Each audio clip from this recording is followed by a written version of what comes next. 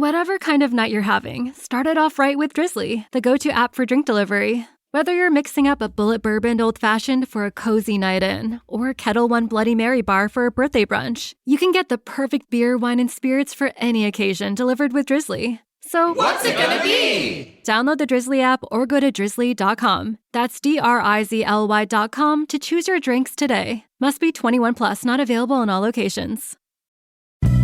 The following production is part of the We Be Geeks podcast collective.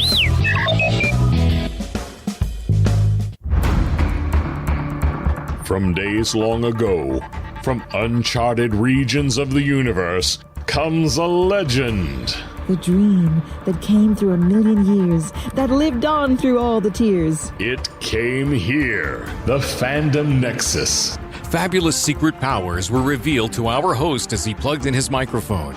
I have a podcast! Here he is, your Spider-Pan, Jeremy.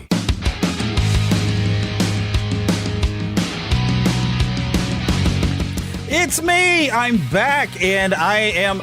Well, okay, normally when I say I'm not alone, I'm about to introduce Lost Boy Philip, but I want to jump in real quick. I've only got a few minutes, but you're about to hear a familiar voice, y'all. What voice? Who There could he is. that be? I have no idea. I have no idea. Eric is back, but he's only got like a few minutes. So I want to work on getting him back regularly, but like when COVID happened and everybody's job went all crazy, Eric's schedule didn't quite mesh with mine, and so I'm just like, okay, well, I've got to just keep going, and I'll figure it out as we go. So we haven't heard from Eric, Lost Boy. Eric, I believe we called you. Were you Rhett Law, or was that Jesse? Oh, I was Rhett Law. You were Rhett Law. Awesome. My goodness. Well, what have you been up to for a while? Oh, goodness. I have been lost in the world of the pirates and just working. And, finally, the last couple of months I've been able to come back to my Lost Boy roots and just enjoy things that don't involve work. Yeah. Either you find a work you enjoy. I feel like that's what I've managed to do, at least to some degree. If I can get my microphone to not fall away from my face. So yes, Lost Boy Eric is here for us, and he can at least join us in the beginning of discussion. But also, we've got a brand new voice to y'all. We're going to have to come up with a good Lost Boy name for him. Right now, we're just going to call you Ben Avery, and he'll become an official Lost Boy Ben at some point. But he hosts a couple of different shows. I'm going to let you tell us a little bit about those. Yeah, I got 3 podcasts that I host. One is Strangers and Aliens, which is about faith and fantasy, sci-fi, Christianity, that kind of stuff. Then I have Welcome to Level 7, which is about the Marvel movies and Marvel TV shows as they come out. And then finally I have Comic Book Time Machine, which is about comic books. With being a time machine, you cover a lot of like older comics? Yeah, actually, the primary focus tends to be 70s, 80s comics, but Time Machine means 7 days old or 7 decades old. It doesn't matter. Whatever you feel like discussing. And is there a particular website people can go to track those down? Yes, comicbooktimemachine.com, strangersandaliens.com, and welcome to level7.com. You're paying a lot of money on domains. Yeah, but I went with just, say what it is and be what it says. So. All right. Well, the exciting thing about this special episode is this is going to be a 2022 year in review. So we got a lot of things to cover. I don't even know how long this is going to go, but we always open up the show, and this is perfect because I only have Eric for a few minutes. We like to go and ask a few different questions. And mainly we focus on like some streaming, not necessarily movies, since we usually do a movie review, but we're not doing one today. But we like to ask the question, what have you been watching this week or last couple of weeks, as it's been a couple of weeks since we've had a show? And we'll start with Eric since he's got to go first. Well, to be honest, I haven't been watching that much. I have actually been spending most of my free time lately actively involved in whatever I'm watching. I happen to snag one of those party stations. Anyhow, I got one of those, but I did go ahead and start watching Wednesday this week. Oddly enough, on a Monday. No, it was a Tuesday. Was it? No, it was a Wednesday. Ooh. Yes, it was Wednesday that I started watching Wednesday. And I'm one episode in and definitely intrigued with what I've seen so far. But beyond that, I guess the week of Christmas, I watched all of the Santa Claus movies and started watching the Santa Clauses. Yes. And found that to be definitely interesting. I can't think of anything else that I've really been watching lately. Yeah. How about you, Ben? What have you been watching? Well, on Monday, I actually watched the first episode of Wednesday. So there's that. But I didn't time it up as well. I truly should look for the synergy there. But the other thing, as far as like what have I been watching, there's two things I've been streaming. One I've been really enjoying and just loving so much. And the other I've just been sorely disappointed with. The one I've been loving is Mystery Science Theater. They have a new app, and Mystery Science Theater 3000 has all of their original episodes are free on this app. Wow. And except for the ones they couldn't get the rights to. So like the 2 Godzilla episodes that they did, that's not on there. So there's a handful of episodes that if you want, you can look for them on YouTube, which has also been fun because some YouTube people have been posting up those episodes with the original commercials. Oh, so it's cool. like a 2-hour block and all the commercials from the 90s. And it's like, oh, I remember that gum. You know, I remember those toaster strudels or whatever. So I've been enjoying that a lot. And when I'm doing laundry or doing dishes or, anything mindless, I'll just pop that on and just, loving that. What I haven't been is Willow. I went back and rewatched the movie before the series started, and I was so excited for the series because I did not remember the movie being as good as it was when I watched it a couple weeks ago. I was just so excited. And then I started watching the series, and every episode, my head hangs further down. And yeah. I'm going to finish it. I'll finish it because I started it, but I just, it's, as the kids would say, it's cringe. Yeah. I mean, there's so many creative decisions. Forget content, just creative decisions that they made as far as like how they're doing. So yeah. That's one of the ones I didn't even want to bring up last episode because I was excited for it and I only got 20 minutes in. And I said, no, what have they done? What have they done? And if you started that way, you are definitely, your head would just go. Yeah, like I said, I just hang my head further and further down. And that's what I was afraid I was going to do with Wednesday. After I saw the ad, and I mentioned this on the show, like the Addams Family has always been playfully evil, but I was afraid Tim Burton always takes things a little too far. Batman Returns. When he tried to do Charlie and the Chocolate Factory, he goes too far. And I was afraid given something with the Addams Family, he would take it too far. And when I saw the scene where Wednesday unleashes a bunch of piranhas in the swimming pool, I was like, no, that doesn't get you kicked out of school. That gets you arrested for attempted murder. So I was like, I don't know if I'm going to watch this because my brain's going to go, but if y'all both tell me you're having fun with it, I might try. I'm only one episode in, so. Was it fun in the one episode? So far, yeah. So far. I might give it a go, but I haven't really watched anything because I'm going to have to jump straight to my second question. I always like to ask, what have you been playing this week? Because I have a funny story about this. I started out, I was super excited. Final Fantasy VII Reunion Crisis Core, which I never got to play on a PSP. And I started playing it, and I was having a great time, having a ball. And then they had a holiday sale, and, Lost Boy Philip, who's also my pastor, a normal co-host here lately, he started playing Disney Dreamlight, and he says, like, you actually would like this. This has got a lot of classic Disney characters, and I'm actually having a lot of fun. And, I'm somebody who had a ball playing Animal Crossing, and I saw it was kind of like that, and I was like, well, let me see. And I saw there was a holiday sale, and they made it for cheap to get the full Founders thing and a whole bunch of expansions. So I thought, okay, let me just get in there so I can play with Philip or something. And then I've got kind of addicted to it, and I haven't gotten to play any Final Fantasy VII, and I haven't really sat and watched anything because I've been sitting here farming stuff and mining stuff and completing quests and fixing foods for Maui and going on adventures with Mickey Mouse. So that's kind of been my thing this week. And today I'm like, oh, I better check on, I had a bunch of, I think I've got some cotton I need to go and pluck because I'm trying to make fiber so I can make things. And yeah, I kind of got hooked on that and I need to get back. I intended to finish Final Fantasy VII Remake Crisis Core by the end of the week when I have to go back to work next week, but I seem to have fallen off the ball. So, Eric, have you been playing anything good this week now that you have a PlayStation 5? I'm afraid that I have gotten sucked into now a series of games that I never thought that I would find much interest in. I will say that with the purchase of my PS5, I immediately reverted back to the game that I had been playing, which was Lego Star Wars, The Skywalker Saga, and just trying to finish up my collecting within that game. And I loaded the remastered Spider-Man game and had thoroughly been enjoying that. And then I realized, well, this console did come with a game, God of War Ragnarok. And, I've never played any of the God of War games to begin with, and I hadn't played the 2018 game. And so I thought, well, I'll go ahead, I'll try it out, see how I like it, because I keep hearing it's got a really good story to it. My goodness, does it have a very good story to it. Yeah, that's kind of how I had started out. I was going to play the Lego Star Wars thing, and then all this other stuff came up. I'm like, I'm going to get back to my Lego Star Wars fun, too. I haven't even finished A New Hope.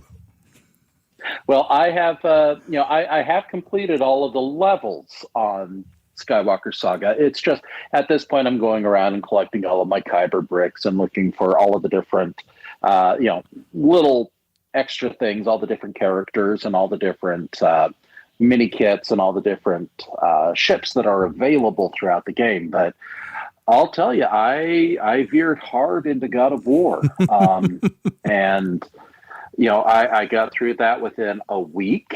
Wow! And I'm now on Ragnarok and thoroughly enveloped in that world. And, but I've got an awful lot of gaming to get through. I need to get through these because I need to make sure that my schedule is clear come February for Hogwarts Legacy. Then later for, oh goodness, now I'm blanking out on the other games that I was interested in. Jedi Survivor. Mm-hmm. And then I need to, warm my Switch back up once Tears of the Kingdom gets released this year. And, I've got Gotham Knights to look at as well. So I've got a full slate of gaming ahead of me. You'll have to tell me if you enjoy Gotham Knights, because I heard a lot of bad reviews. So I've kind of hesitated. I'm like, whoop, I thought I wanted that game. Maybe not. We'll see. Oh, it sounded like his audio dropped out there. Hope we didn't lose him. Oh no! I'm here. But as we mentioned, I only have a few minutes to spare tonight. Okay. But let this be a preview for the coming year. Yes. I am hoping to have free time available throughout 2023. I've got a lot of plans coming up for the year, and I certainly hope to include time with all of the Neverlanders and just be right back here with everyone once my schedule allows me the time to do so. Yes, which would be great. So actually, it'd be really cool if we actually could get you to be able to come back to Kansas City for Planet Comic-Con again this year, which, by the way, Planet Comic-Con, both the Friday and Sunday, we will have a panel on each days, and we're reaching back in the past, and we're going to explore some actual Walt Disney, the man himself, before his company went AWOL. So we're going to explore his time in Marceline and in Kansas City. If you happen to be in the Kansas City area at Planet Comic-Con, check your local listings, planetcomiccon.com. So, yes. Same bat time, same bat chat. Same, yeah. And it's a little bit of a repeat, but we do have some special guests coming down from Marceline that will be joining me for that weekend. So it's going to be awesome. Wonderful. So, yes. Well, I will bid adieu at this time, and I will look forward to this year in review when it shows up on my electronic device of choice. Adieu to you and you and you. Okay, it was funny in my book. Yes, bye, Sound of Music references are funny, man. Okay. Okay, well, it's nice to have seen you again. Well, sort of seen you. You've got a blank image over here on our video, but we hear you. Yay. Rumors of my not being here. Well, I have not been here, but I am here. So take that as you will. Okay. All right. So now we're still got to toss over to Ben here. You've been playing anything good over the last week or so? Actually, I'm I'm more of a retro gamer. I don't have any of the new systems, and so really the only thing I've played in the last week has been jumping back into some Super Mario World. Just enjoying the retread, the replay. Yes. And recently finished Super Metroid, and yes, one of my favorites. That one. Well, and it was like coming home. Oh, it's yeah. Like coming to grandma's house, It's like, oh, this is just nice. I like being here. Yep. It's the best reason to own a Switch and have the online capabilities, because you can play all those old classic games. Well, and that'd be great if I owned the Switch, but I actually have the one that they did, the retro one that they did that had the classic SNES. And then I have a Retron 5 that I play my NES and Sega games, and I only have a couple Game Boy games, but yeah. And I haven't busted out the 2600 in a while. Ooh, you still have one. That's my system. Oh, that's my system of choice. Wow. Yeah, but I have the Retron 77 to play those games because you can plug them into HDMI. Nice. Because my old TVs that actually take the coaxial or whatever, they just don't exist. They died. Yeah. So that was cool. The Retron 77 is awesome because it's HDMI, and there's capabilities of creating save states and stuff like that, which, I mean, you can save your game in Pitfall. Oh, wow. And go back to that save point and actually finish the game. I haven't done it yet, but I didn't even know that you actually could complete Pitfall until I actually watched a video where somebody showed how you gather every single treasure. It's like 100 treasures, and you actually finish the game. It's like, it can be done. Who knew? Well, it's rare for those old games where usually it's just infinite until you die. Yeah. And it's just this nihilistic, like, you're going to die. It's going to happen. Yeah. And then there's Adventure, who completely blew our minds. We're like, wait a minute, there's a point to this, and then it ends? So, like, I know people... And Haunted House. Yeah. People give a lot of flack to E.T., but, if you put the settings right and you shut off the scientists and everybody, E.T., I actually had fun, even though it didn't make sense to go into pits, but it had a good conclusion when you played. I absolutely love E.T., the 2600 game. Yeah. And unironically love it. I mean, it is and was a fun game for me. I didn't know it was supposed to be awful when I was playing it as a kid. And so now as an adult, it's like, what are you guys talking about? We played a different game. You played a different game than I played, because I enjoyed myself a lot. But I can understand the frustration if you don't know what setting to put on to where the scientists and the doctors are turned off so they steal all your parts and stuff. If you shut those off, the game becomes a lot more fun. But if you have them on and you win, it's a lot more of an accomplishment. Well, that's for sure. Oh man, I did it. I rarely did it, but when I did, it was an accomplishment. So the other game that I've heard people give flack about, but I absolutely loved it, because basically you're just trying to beat your time, I guess. But I didn't worry about how fast I did it. But the Superman Atari 2600 game, loved it. Loved it, because you're Superman. You really can't lose. It's just how long is it going to take you to round up all the baddies, put the bridge back together, change back to Clark, and go to work. That was a mythic game for me. I saw it in the Atari catalog, and I'm like, I want that game. It looks so amazing. And I never saw it until, as an adult. I actually found, I was looking around on eBay. I was like, oh, hey, I need to play that. Mm-hmm. And, it's not the greatest game for sure, but I did enjoy it. Though. It's Superman. Yeah. So, which will be a topic we'll probably be addressing later, by the way. Yes, citizens. Yes. Hey. Oh, indeed. Superpowers collection. Yes, and I don't think I actually put it on the list of exactly when that happened, but that is something that did happen this year. And for those of you who can see through my head, I mean, I've been collecting those. Well, not all of those, but yeah, we're definitely going to have to talk. That'll probably be like an honorable mention section, because I didn't quite get everything on this list, but we have quite the conducive list. Quite a list, yeah. It's quite a list, and the unfortunately scary part is a lot of it is people who died. Do you have the list in front of you, by the way? I do. Awesome. Oh, good, and I see where you're sitting at. Because I am going, I wish I had a sounder to trigger this, but I'll just edit one in later, and we'll just go, whee! And because every sounder I have programmed, I can only have like four programmed sounders, so everything else has to be edited in. So those of you watching the video don't get to hear nothing. Those of you with the audio got to hear whatever bumper I decided to shove in there. But let's get this party started. And heck, where I even want to start, and this works out really, really well, Now, technically, I believe this was, the 31st where this actually launched, December 31st. But this was the big kickoff, really, for January 1st of this year. And this is Lost Boy Philip. It actually came over to the house, and we marathoned this all the way up to midnight. And I don't remember what season if this is the third one, or I guess we're just a third season for Cobra Kai. Oh, okay. Launched the year with a fantastic season. I think it was only their third, but you feel like it's been going on longer. But I mean, we had Chozen back, and he stole the whole show. I mean, seriously, this was like every season they have, it just keeps getting better, and this one just hit all the right buttons, and even made Terry Silver a worthwhile villain, and made some of the stuff in the third Karate Kid movie actually cool again. It did. It was what do you call it? Retro. It gave me retro love. Right. When I saw that in the theater, Karate Kid 3, it was just okay. It was kind of good, but it was way different. Yeah, because of it just got weirdly. Yeah, the bad guy is this multinational conglomerate owner, and he's like, he's trying to take down a teenager. What is this?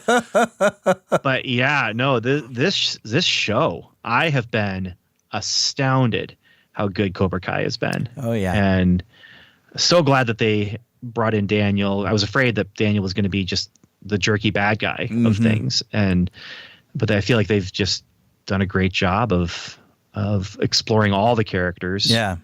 And this season was no exception. Yeah, providing some redemption for some of the people who had kind of gone astray, and we came across Daniel, and actually have conversations of how, my encounter with Daniel actually kind of altered my life, and some people in good ways, and then Johnny, he blamed Daniel for the failures of his life, and until Johnny kind of has wised up, and he's matured and grown so much.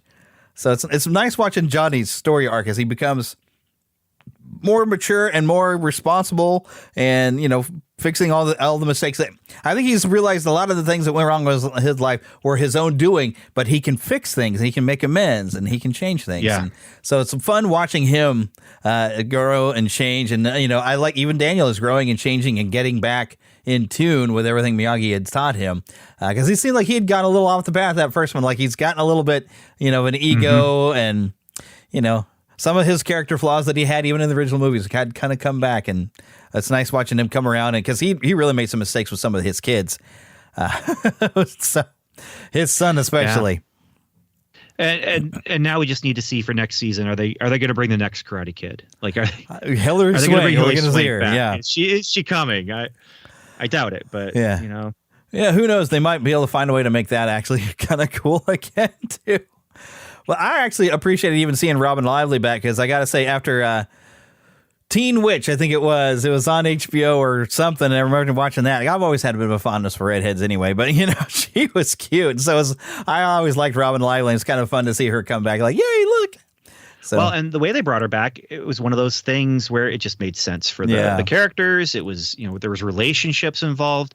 And unlike some shows or franchises where it feels smaller because they just keep referencing, the places, and like Star Wars feels so small sometimes because it's just, the prequels were all about Tatooine, Boba Fett's family, and like C-3PO was made by Anakin. It's just all these different things where it's like, no, we want bigger, get bigger. No, we're going to reference the things you already know, and we're going to reference them over and over again. But they kind of get away with it here by, I think, just being creative and clever. And yeah, I'm excited to see where they go with the next season. Yeah, because now that Kreese is doing what he's doing, and he psyched me out. I thought we were going one way with that character, and then they took it another direction, and it's like, okay, all right, let's see where's this going to take us. He's very unpredictable. I don't know what to expect out of him, so it's really just neat to see it. All righty. Well, the next thing that I have here, looking at January the 7th, Sidney Poitier passes away at age 94. He's one of them old school actors that I don't know if I've necessarily seen any of his movies, but I remember him being honored several times with the Oscars and all other things. Just a tremendous talent from what I have seen. But I don't know, like I said, I don't know if I've seen a whole lot of his stuff. I've seen clips of Sidney Poitier, but I don't know if I could tell you the specifics of his movies. Yeah, I think the only things, and I really want to check and make sure I got these right, but Mr. Tibbs, They Call Me Mr. Tibbs, and In the Heat of the Night, I think was also his movie, which I only know about the movie because of the TV show. Yeah. But I saw the movie because of the TV show. So. Mm-hmm. But 94 years old. My goodness, we lost a lot of guys that lived a long time. And next, January, I have nothing but death coming up here. It is. This was, in its own weird way, a slightly controversial death. Bob Saget passing away at 65 in a hotel room, having just, and this is where it made it controversial, he had just been... he had done something, I guess, on social media where he was just saying, hey, I just completed a show here. We're here in blah, blah, blah town. But he mentioned that he had recently been vaccinated. And with his sudden death like that, it became people were able to call into questions like, see, this is what we're worried about, that there's something wrong with one of these vaccines, if not all of them. We haven't been able to test these out. We don't know if it isn't causing bad health conditions. And if you're not dying, somehow is triggered by your vaccination status. So that actually raised a whole lot of questions, and some people would say conspiracy theorists, whatever. But I remember his death. It shook people because it was just sudden, it was unexpected, and the official story of things were just kind of flaky. It's like, well, we don't know. I mean, he hit his head and died of a concussion. Was that what they were trying to tell us? I mean, something was weird with that one. Whatever it was, he was alone in his hotel room. Yeah, and. So it may not have had to have happened if he hadn't been alone. Yeah. So we don't know. That's the unfortunate thing. Yeah. We really don't know. Then Meatloaf on January the 20th, passing away at 74. And, he would do anything for love, but he wouldn't do that. He wouldn't do that. But he passed away. Now, I know he's left a heck of a legacy. I personally was not a huge fan of Meatloaf, but, he is a rock music legend. So...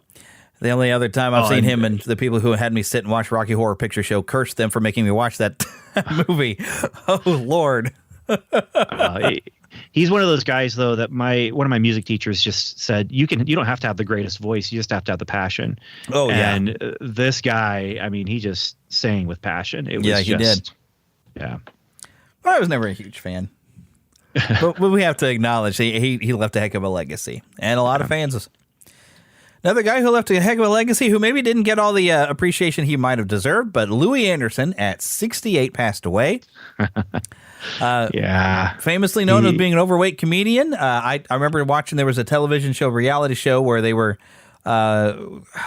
but his goal was to lose weight by being on but it was like these weird athletic competitions, and he lost some weight. He was getting some exercise out, swimming and everything, and he was starting to be healthier, and he was trying to be healthier, but I just don't think he did enough. But I think the biggest legacy he would have on maybe my generation was a cartoon called Life with Louie, where he voiced himself as a child. I loved his voice as a child because it was basically just him as an adult. Yeah.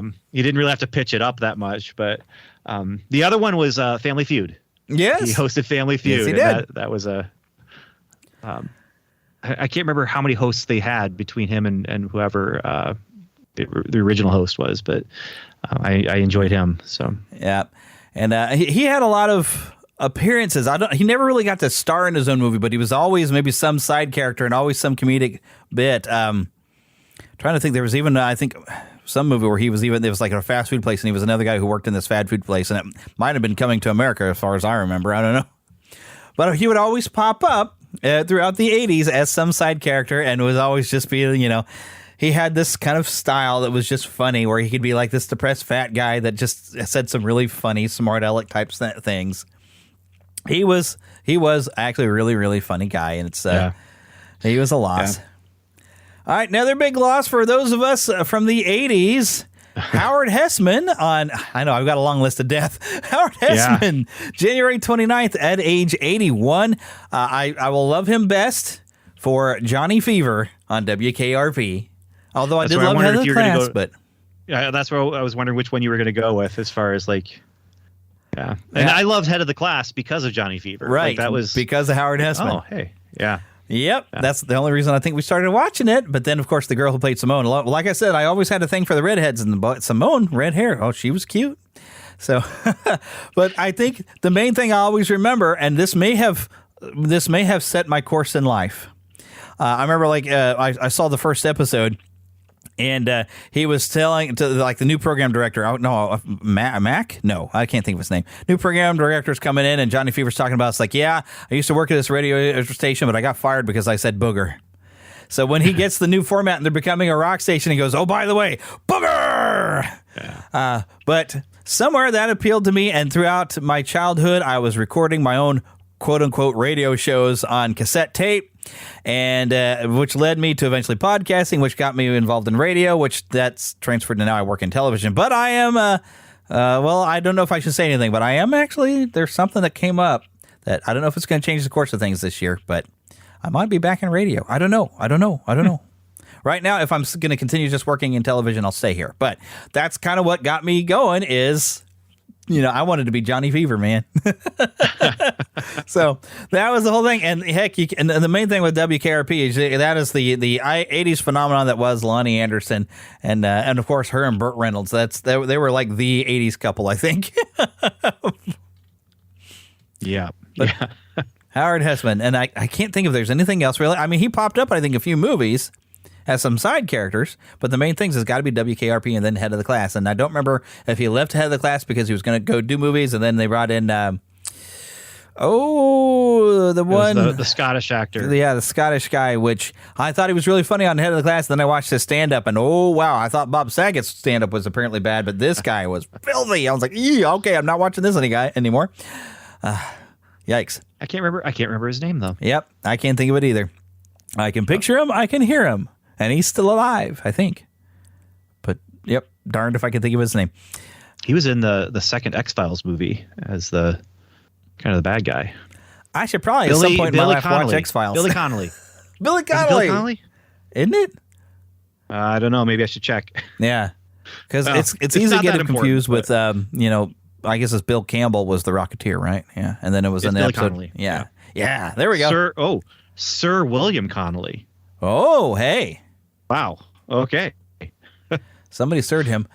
Let's see. What is this? All right. So I've got the first thing I've got listed for February. I got February 18th. Severance streaming. Severance. Yeah. That's one that I added. Oh, okay. I was about to say, I have no idea what that is.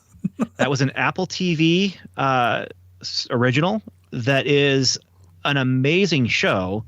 It's kind of a sci-fi show that reminds me of 70s science fiction, kind of pre-Star Wars, where it's, THX 1138 maybe would be everybody's wearing tights.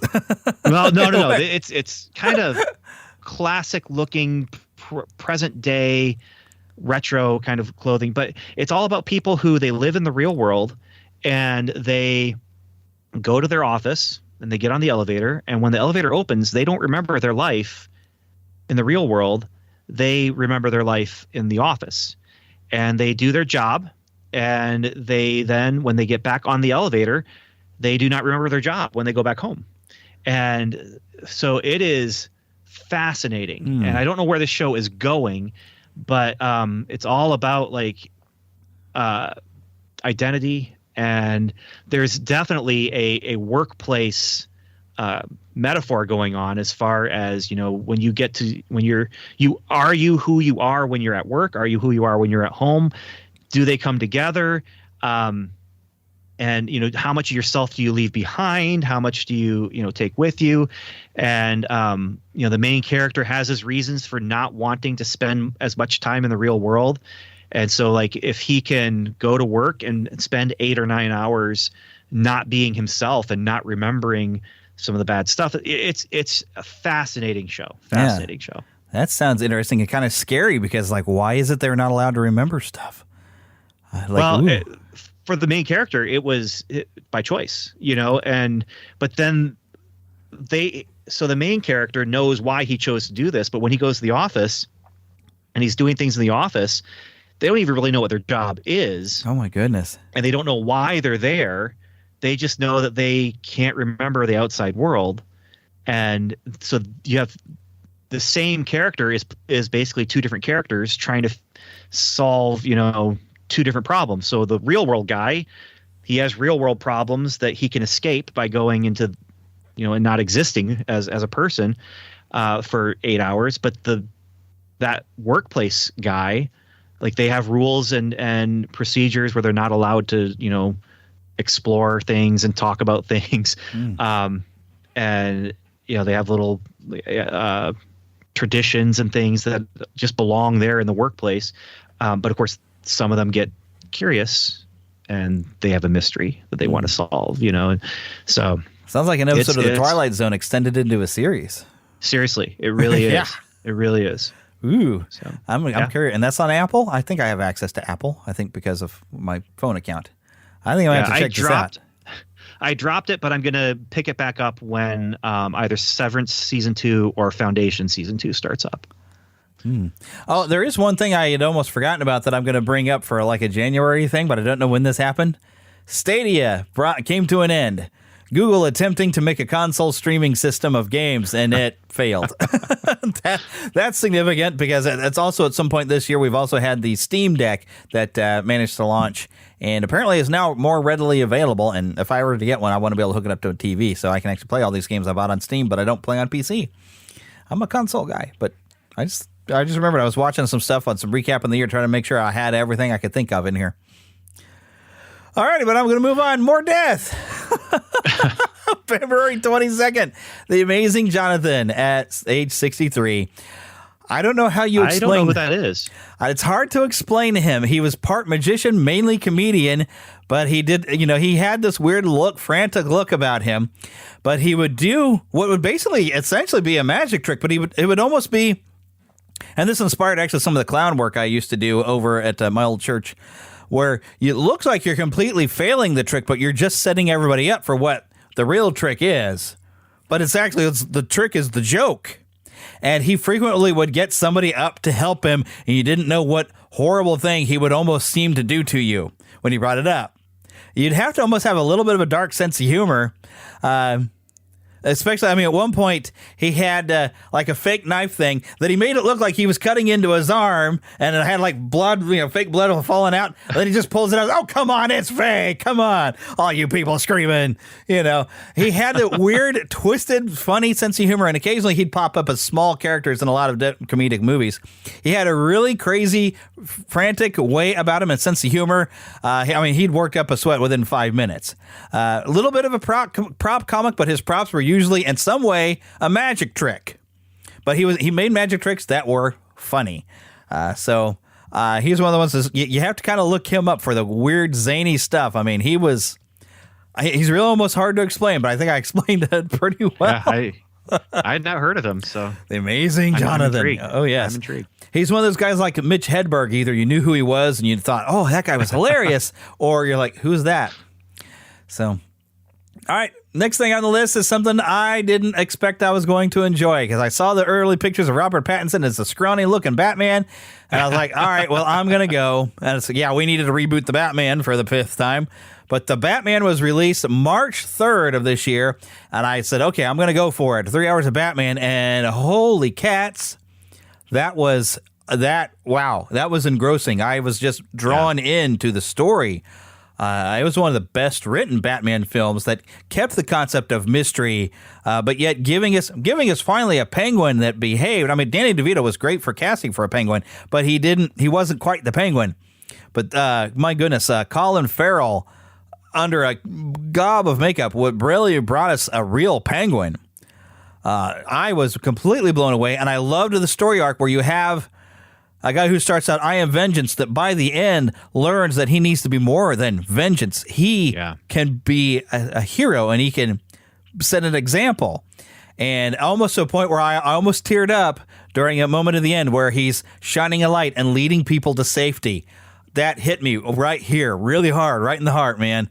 I really did. It was one of those things where I'm like, they skirted the line of super cheesy. Like, it could have been super cheesy, but at this it really worked. It was a visual metaphor for what he was changing into, which is bringing people out of the darkness into the light, because that's the other thing is they came out into the morning in Gotham, and it just I was really surprised how good it was. I was expecting it to be kind of good because word of mouth was getting around that it was a pretty decent film, but I was not expecting it to be as good as it was. And that's I enjoyed it. One of those movies when it started streaming on HBO Max that I snuck it onto my wife. Was like, well, I'm going to sit and watch this. My wife was like, I really don't care. But then she got sucked into it. And I said, I told you this was really good. So, and even though we got a Riddler that was a little weird looking at the look of it, but the actor, and I can't think of the actor's name, who played him to perfection and really, gave us real puzzles that were mysterious. And when we saw him out of his garbage bag or green tape, whatever he was wearing, and saw his face, we saw there's the Riddler we know, completely coming out of like, wow, he was so great. Now the only thing I hope they fix is the Joker, because when they released that deleted scene, I was like, oh no, please try again. So, but my goodness, we finally got a Riddler who was a little bit scary. Because I had envisioned at some point maybe they could do a Riddler who, and I like in the Arkham games where he makes traps that, well, if you're not smart enough to solve this and get out of this trap, well, you don't deserve to live. And I was expecting to maybe see something like that, but they went deeper where you had like an overall riddle, and yet had all these little riddles along the way. Oh my goodness, it was puzzle on top of puzzle, and he was just befuddling your mind. I can't wait to see what they do next. I'm curious where they're going to go. I mean, there's, on one hand, if this is all that they did, then that's great because they aren't going to mess it up. Right. But I am curious. There's the whole, apparently there's going to be some sort of, well, I don't know now with Discovery what's happening, but there was development of a Penguin streaming series, and I don't know. And something with Arkham Asylum in that, but even. So we'll see what happens. It was good. Yep. The next one I have on here, another celebrity death on March the 4th, Mitchell Ryan at 88. You probably would have to go and look him up to when you look at him and say, oh, him. He was on Star Trek The Next Generation, The Golden Girls, and a cult favorite, including Hot Shots Part 2. He also played retired general turned heroin smuggler Peter McAllister in 1987's Lethal Weapon, memorably exiting the film in a massive explosion in an overturned car. And I think I have even more notes, but I have a comma there. I couldn't fit the whole thing into one thing. Let's see here. Did I have more notes? Stretch it out. See, I put all my notes on an Excel spreadsheet type of thing on Google, y'all. So not everything. Oh, and sliding by. Whoop. And I went too far. Are you having any more luck than I am? I'm looking at the entire. Maybe if I get on here, I can. Let's try this. Oh. And starred as Greg's eccentric, boozy father on Dharma and Greg, Liar Liar as the boss, judging by his familiar voice. So, yeah, that's a familiar face, I mean. So, yeah, when I looked at his face, I was like, oh, him. And it's like, wasn't he also in Liar Liar as the boss? But I didn't actually look that up. But I'm pretty sure he was in Liar Liar. Okay, I got to get my he was. thing. Yeah, that was him. I love a good roast. But because he is the one I was thinking of. I was seeing on the Star Trek The Next Generation. I'm like, oh, yeah, that guy. And he's one of the ones where you don't know his name, but you see his face. And you're like, oh, that one. I know him. And that's really the only way I see him is I'm looking at all of his credits here, and I'm just like, I don't remember any of him in any of these things except for Riker's dad in Next Generation. Yep. He was just good in everything he did, but he was never really a big star, as far as I know. Anyway, there might have been something when he was younger. Who knows? Next, I have Emilio Delgado, 81 years old, passing away on March the 10th. Known as Luis on Sesame Street. Delgado originally ran on the Fix-It shop with Raul Julia, who joined the cast the same year he did, although Julia departed the show in 1972. And Raul Julia, of course, we all know him for, famously, I think the favorite thing of him was his version of Gomez Addams in the Addams Family films of the 90s. I loved him in those. So I think there's some other stuff I'd seen him in before that, but he was just such a great Gomez Addams. But yes, Emilio Delgado, Luis. And this was a year, well, because we've got another Sesame Street death coming up, which I'm sure most of you know, because we talked about that one as well. But I think this is also the year that the lady who played Maria this year she finally retired from the show, or was it last year? Maybe that was last year. Well, that was kind of a thing. I haven't really been following the Sesame Street news. Yeah, not either. But for people, I remember when I was in the 80s. But no, Luis, again, this is going way back, but that was my childhood right there. Oh yeah, and yep, watching spent Sesame time with Street. them on that street.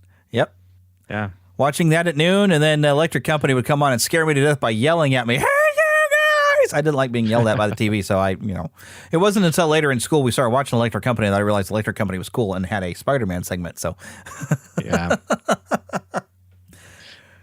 Next thing on the list, March 11th, Pixar's Turning Red release, and I finally learned that Pixar could disappoint me and make a bad movie. I haven't seen this yet, so don't bother. I know it's on Disney Plus, but I just haven't gotten around to it. So. And I was excited for it because I was even saying, building up, there's Pixar, as I've always, even movies that people said, oh, I didn't really like this Pixar movie. I was like, I liked it, like Cars 2. I liked it. The Last Dinosaur. I liked it. I had never been disappointed by a Pixar movie. And then I watched this and I said, I was excited for this. What happened? This would not be the first time Pixar would disappoint me this year. All right. Next, here's another celebrity death, and this one gets you right in the feels. This was part of my childhood. Ivan Reitman passes away at 75 on March the 12th. Director of Stripes, Ghostbusters, Twins, Ghostbusters 2, Kindergarten Cop, Beethoven, Junior, and Space Jam. Now, I've seen most of these movies. I guess I don't think I saw Junior. Space Jam, though, I don't think I responded. Is that the Robin Williams one? Junior was Arnold Schwarzenegger gets pregnant. Oh, okay. So I didn't see that one. He worked with Arnold Schwarzenegger quite a bit here. Space Jam, I don't think I responded to it as much as some other people do. I know people are huge fans of Space Jam. I thought it was okay. But I know I wasn't a huge Space Jam fan, but that movie just really launched. So, but yes, Ivan Reitman, I mean, all I got to do really Space Jam was Ghostbusters. 96. I was in college for Space Jam, so. I was in community college. It was almost college. So, yeah, and it took me 10 years to finish my community college associate's degrees. Yeah. Moving on. All right, so now here's one. Oh, this was kind of a sneak up on you. Another great actor who actually had a surprise, because, I mean, honestly, in the original Hulk movie, I really loved that actor who played General Ross, and now I've lost his name. But every time I see him, I want beef, because that's what's for dinner. But William Hurt, and I didn't see his age anywhere, but when he passed away, March 13th. But I'm going to mention mainly here in Marvel Cinematic Universe, he was Secretary of State Thaddeus Ross, but we did see him as General Ross in the Incredible Hulk movie. That was the second Marvel film, which unfortunately we haven't gotten any more Hulk movies. And I don't think we're going to get any. He was 72. 72. My 72. Goodness. Yeah, I mean, this guy was in so many things, though. So much. He was an AI. That's when I remember him in Lost in Space. Obviously, Incredible Hulk in the Marvel Cinematic Universe. He was even in Black Widow, playing Ross. Oh yeah, he was. So he played Ross in a few different films. Yeah, and so he's one of those that it's not like I was a fan of him, but I liked him. Whenever he showed up, you knew, okay, he's going to be good. Yep. Because he's a working actor who's doing a lot of actor jobs. Yes, he did. I think he's got a couple Oscars for his work as well. Pretty sure he did anyway.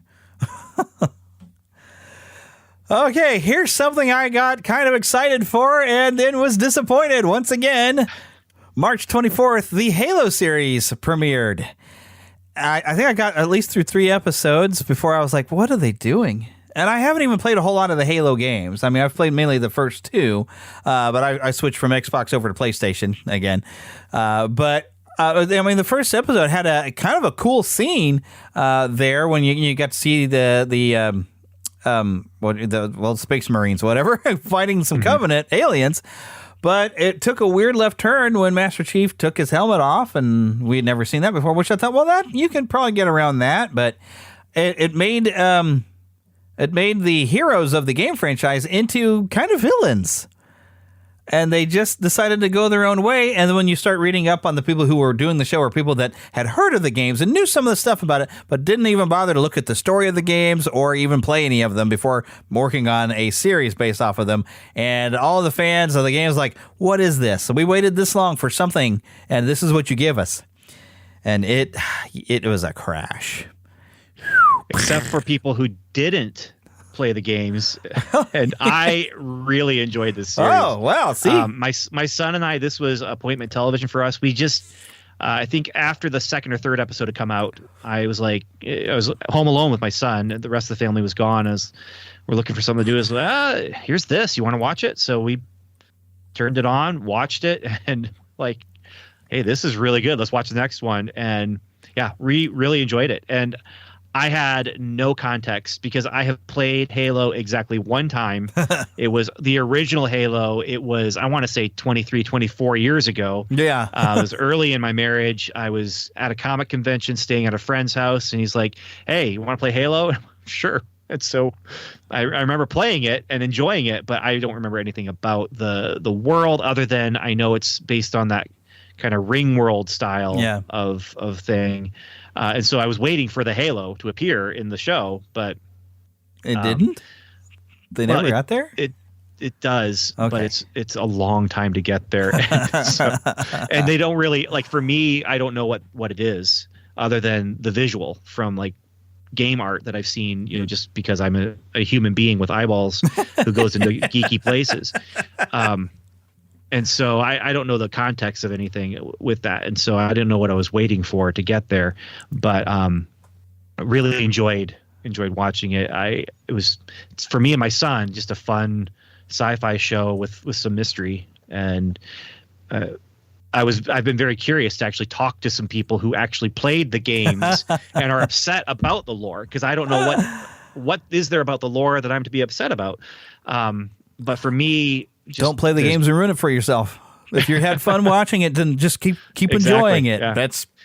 You found the way to enjoy it. It's just not know anything about it and just come in and take it all as however they present it. Yeah.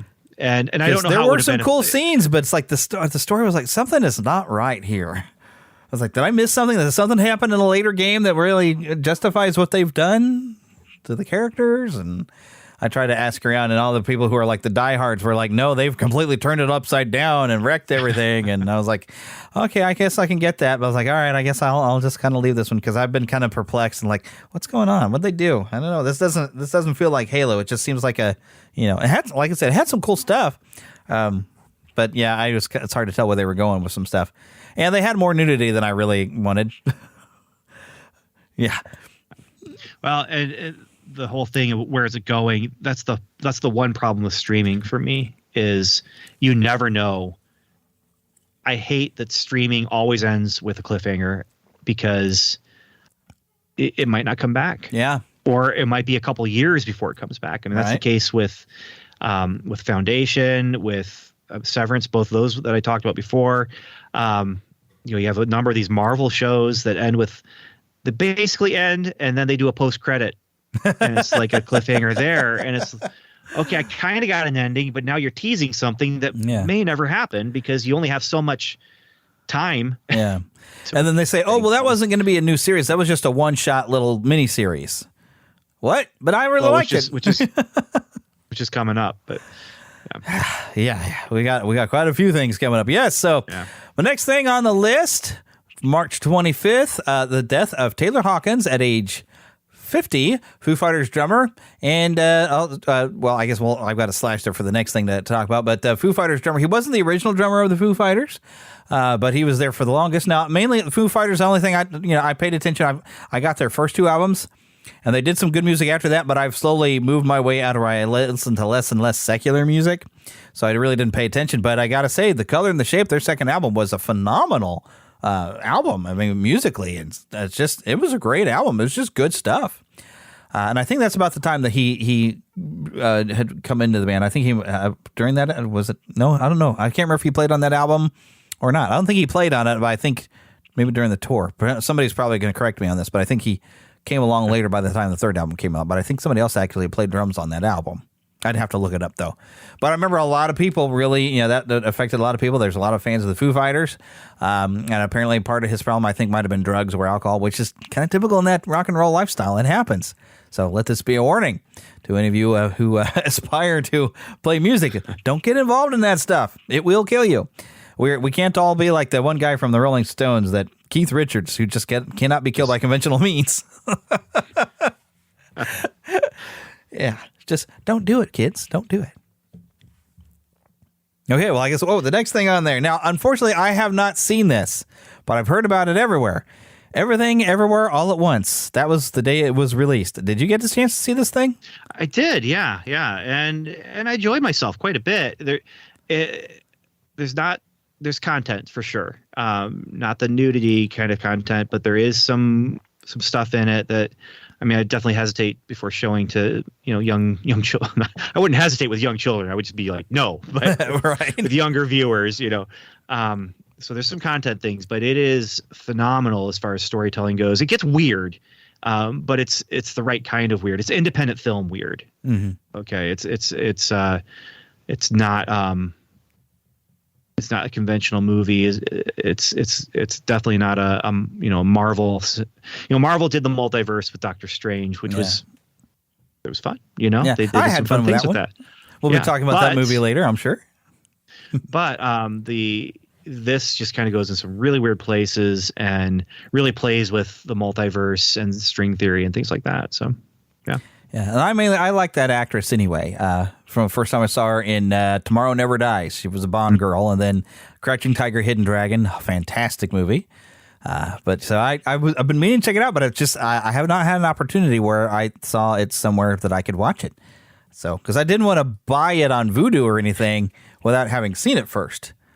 Yeah, and I don't know where it's streaming. Yeah, I don't think it is yet. Maybe it is, and I just don't know. Yeah. But as soon as it is, I do plan to check it out because I've heard so many good things about it that I'm like, okay, I gotta sit and watch this, see what's going on with this movie.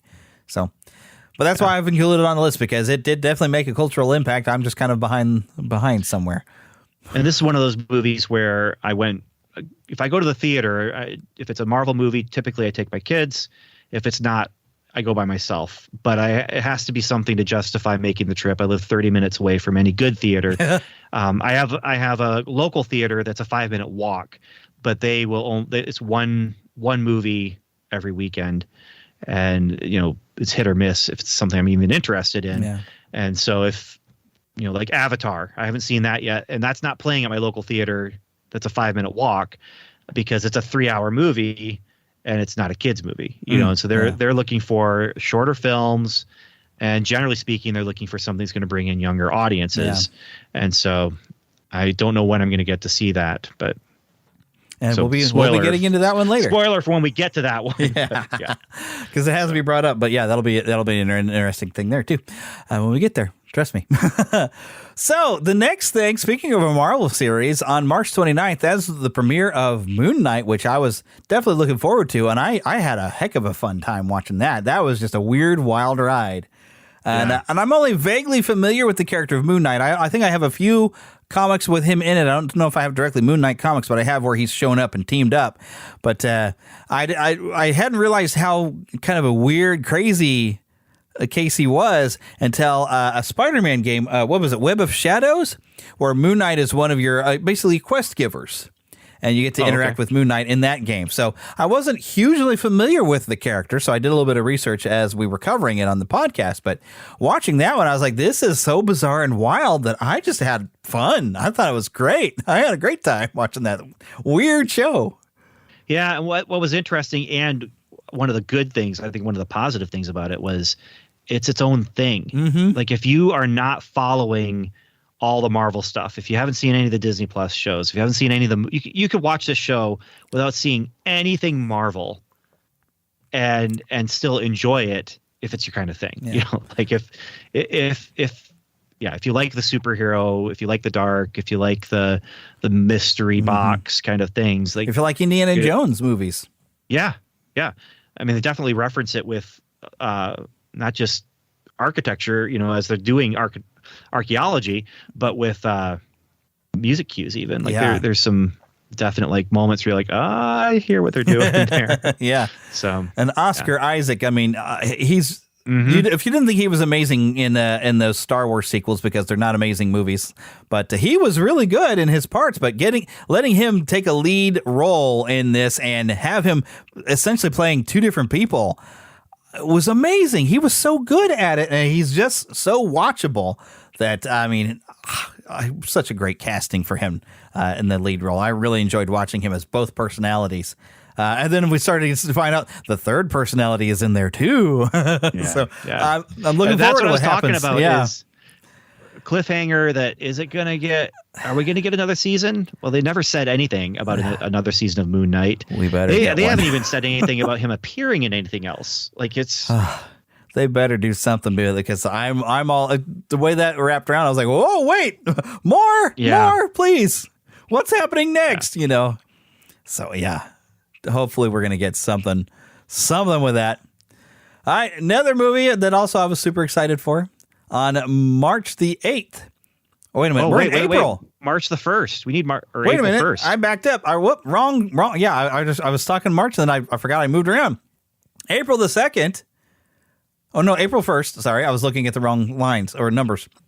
Morbius was released. I haven't watched it yet, but I have seen it is available on some streaming service. I can't remember where it was, but I was like, okay, I'll check it out. I didn't hear anybody liking it so much. A few people maybe, but I'm kind of curious because, you know, when they had in the background a poster of a Tobey Maguire Spider-Man, I was like, okay, let me check it out. And I'm at least kind of familiar with Morbius in the comics, but... And Jared Leto, sometimes, you know, he's a really good actor. And sometimes he gets to play the Joker. Sometimes he gets to play the villain in Blade Runner 2049, was it? And he was, you know, a really interesting character. He's a great actor. So I was kind of curious what they were going to do with this, but I haven't heard a lot of good stuff about it. But I thought, okay, well, it's free. Let me check it out. If it's free, watch it. You know, like it's not great. It's not groundbreaking, but it's not the end of the world. You know, they didn't ruin your childhood by making this movie. But I'll say this though, pretty much everything they do in that movie you've seen before somewhere. So figures. But I'm only really familiar with the Maximum Carnage storyline. Morbius played a role and teaming with Spider-Man, which is a really good, you know, for those of you who might be familiar with the old Super Nintendo or Sega game of Maximum Carnage. It actually was a really good comic series, which I painstakingly collected every issue of that because it really tests to see how far is Spider-Man, who is Spider-Man willing to team up with? How far is he willing to go to stop a maniac like Carnage and his crew from massacring everybody in New York City? It's like at what point is he going to draw the line between how far he's willing to go of actually having to kill somebody to stop a rampage? And it's really, really good. If you've never read that comic series, I try to track it down. I don't know if they ever collected it as a paperback. I bet they did. I'm sure they have. Yeah, somewhere. I guess. Yeah. I'm a huge Spider-Man junkie anyway, so I just enjoyed that storyline. And honestly, it's part of the Marvel Cinematic Universe now because of the multiverse stuff going on. Mm-hmm. It's a confusing part of the Marvel Cinematic Universe because of the multiverse stuff going on. But that's one of those, we have a gimmick on Welcome to Level 7, the Marvel podcast that I do. Is it MCU? And we have a sounder that we play and it's like, is it MCU? Everyone's favorite game show. Yeah. But now it's like, well, yeah, everything kind of is because they got the multiverse now. So yeah, and this one, it is as part of the Marvel multiverse, cinematic multiverse. But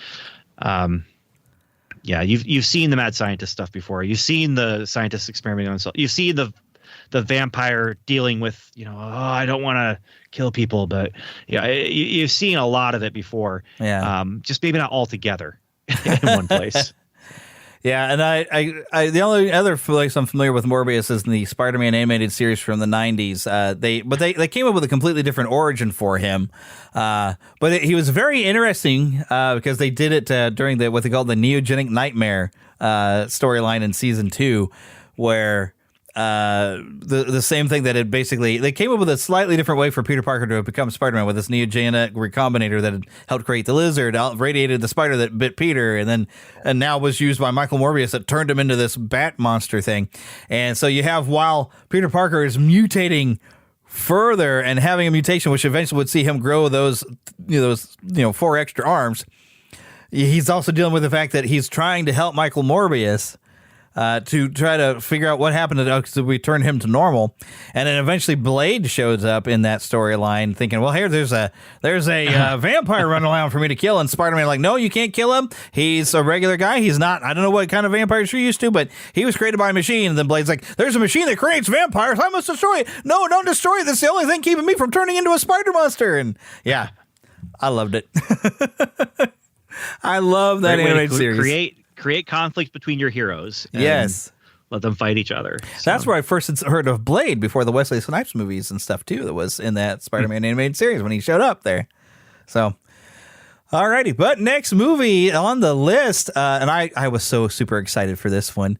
And it's not that I've played a lot of the games, but I loved the first one. April the 8th, Sonic the Hedgehog 2 was released to theaters, and I was not disappointed. I had a ball at this movie. I love the fact that these are two movies that say, hey, this is a goofy little blue hedgehog from a video game. Let's just have some fun with it. And they went all out and just had a lot of fun. And I had a lot of fun watching it. It was so much fun. I love those movies.